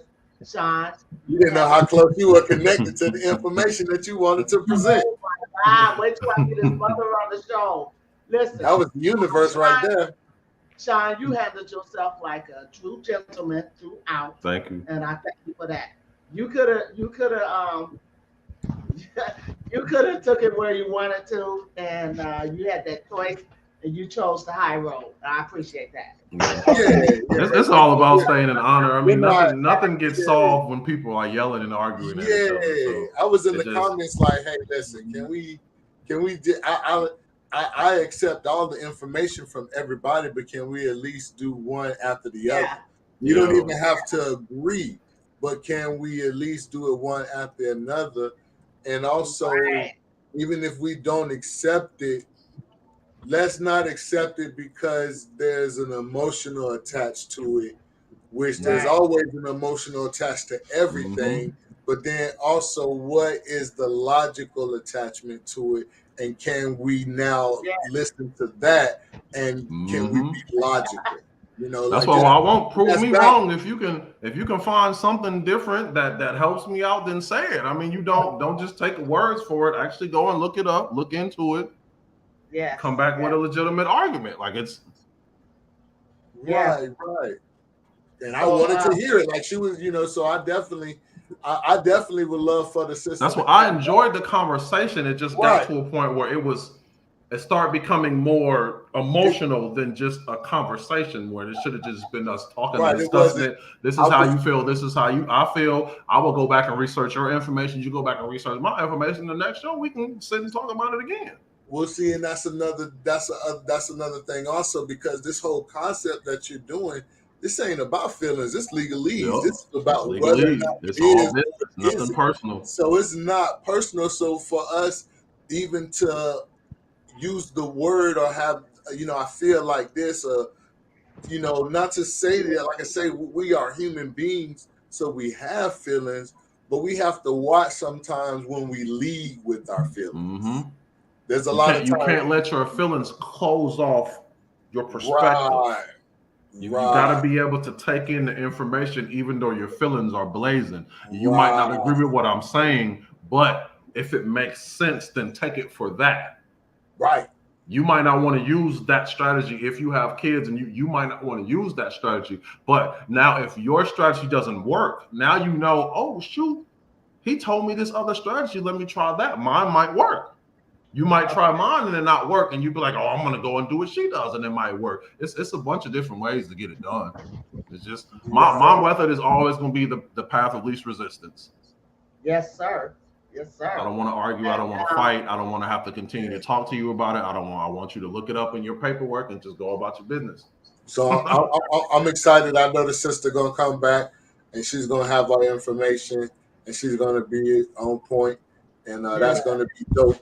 Because I think within that she'll go look up information and find some things, and that's growth right there. Mm-hmm. The whole process of saying, not just saying I disagree with you, but after disagreeing with you, going to hit the books, going to get on the internet and say, okay, boom, let me see what I find, and within there it's gonna either be yay or nay, which is a beautiful thing. You know what I'm saying? And I do think a lot of it is it's common sense. When you deal with people, there's going to be emotion. So to think that a public official is going to be void of emotion when you're challenging them, right? That's Yeah, that's dangerous. You have to be like careful. Especially when they feel like they got more authority over you. Yeah, right. But they're going to buck especially for the kids. And now That's watch permanent this. shit. We talked about this with the 48 laws of power. You would be breaking you would be outmastering the master in some capacity. Yeah. Intellectual. That's what it is. Straight up. You will be he's going to be offended by it, and they're going to react negatively towards you. Right. So as long as you can deal with the negative stuff that's going to come your way, then it's fine, because it's going to come. They're not just going to leave your house and they want to take your kids and they're just going to, oh, well, we won't be back. No, they're going to come back. This time it's going to be with a warrant, or it's going to be with the squad to kick your house in or something like that. And because you thought you took care of it and you really didn't, now when they come in, now you got problems, because now they taking your kids. You're not going to turn them down again. Now they leaving with your kids. In some capacity. That's what they're doing here in France. Yep. That's what they're doing to a whole lot of people. Taking people kids. But you know what? Especially to us in Africa, and people don't really know about this stuff of strawman shit. Okay? For when they decided to go to slavery, they made this Romanus Pontifex papal bull to say they're gonna come after the so-called black people or melanated ones. Mhm. But for me, the starting point was the first papal bull called Unam Sanctam. Those are facts. Okay, Mhm. and the status they are using to make this shit up is Roman status law called Capitis Yup. Diminutio Maxima. Yup. Okay, Yup. cut off the head while I put Boniface Wheat. This fucking guy, this pedophile. Sorry for my words, No, go ahead. Do your thing. but Speak your mind, brother. Speak your mind. That's true. um, All you just said is true. they came to cut off the head of our kings and queens, and Hmm. that's exactly what they have done in the west part of Africa. I'm using Africa to be comprehensible, but this is not even the real name of the continent. Hmm. Right. And Yeah. That's deep. we Right. have to. This is why I'm glad to be uh, exchanging with you, because here in France, our people are not really aware of this shit, and Hmm. for Africa is much worse. Yeah. They don't know about this, Right. Right. and that's why I'm trying to be more precise in what I learn from all of you to share with them, and I'm Yes, really glad to be here with you. See, share this with everybody you know. Right. Hmm. It was a great build, brother. You brought a lot of great information. We appreciate you for that. Uh, Definitely. I'm gonna let everybody do their last. Brother Sean, can you tell the people where they could find you at? You can find me on TikTok, Boss Mafia LLC. Same on Instagram. Pretty much it. I can give you my email if you want to chat or if you want to just talk about some different stuff. It's cool. We can definitely do this again. I'll have more information as time yeah, passes, especially once I get my birth certificate and I get that taken care of. Then I can actually walk you through the whole process. Next time I can be a little bit more prepared and I can have like copies of the security agreements and stuff like that that you can look over and read. So to give you an idea of what you want to do, copies of the conditional acceptances is that's the excellent. remedy that you should go after if you haven't done this whole process yet. Yeah, I Bet. was going to say, brother, because the information in itself is so vast and it's so much of it. It's I think that's what kind of intimidates, say, a person like myself and sometimes maybe a lot of others. If there was a specific place or chapter or you know what I'm saying that you can kind of like give us like a little synopsis or like you know what I'm saying kind of have say okay boom check out this particular you know what I'm saying check out this. What I would say, just start reading the Universal Commercial Code. It's only 9 articles, but it takes you through everything. If you want to know about promissory notes, there's a code speaking directly on promissory notes, bills of exchange, and instruments. Right. There, number 9 is speaking directly on secure transactions. So this is how you this the Universal Commercial Code is basically the universal code of money. This is how money Right. operates. So That the picture best of thing that, would be to start learning and understanding exactly how the system that you're in is moving. that picture of that book that I text you, brother Leaf. That Right. that book talks about all of that. I'll actually. Mhm. I don't know if.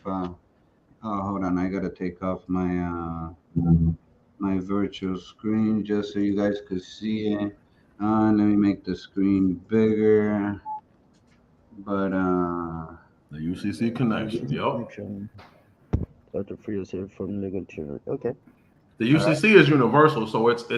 it's This is everywhere. UCC is not a United Yeah, States thing. This is it's something worldwide. Yeah, it's worldwide. worldwide, right? Worldwide. So Maritime. Maritime law, Yeah, maritime. yeah, check out check you're right, maritime maritime laws. law, correct. So check out the book.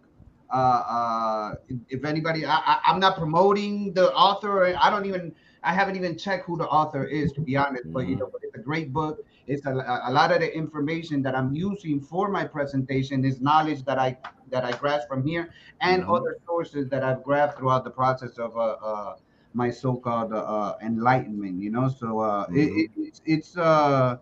it's great information. It's vast, as the brother just showed us. It's a whole Mhm. lot more than what we really actually think. The rabbit hole is deep, deep, deep, The deep. rabbit hole is deep. So, And then don't pay for the Universal Commercial Code. Just Google it and go on Cornell Law, and you can read it all for free. The first book I bought was like $300. They're trying to bust your head for it, but I sent it back because it's on the internet. Like, fact. So, brother Leaf, if you could tell the people who you are and where they could find you at. Oh yeah, definitely. This brother Leaf, aka Mr. Prophet 369. You can catch me on iGeezy. You can catch me with Taz. You can catch me with Crumb. Like you can catch me with my brother No Money. Shoot. I'm hoping to connect with Sean more and also the other brother. definitely will. And definitely been hooking up with Miss Yashina. You know what I'm saying? And I just love the whole connection. And you know, I could be found if I want to be. You know.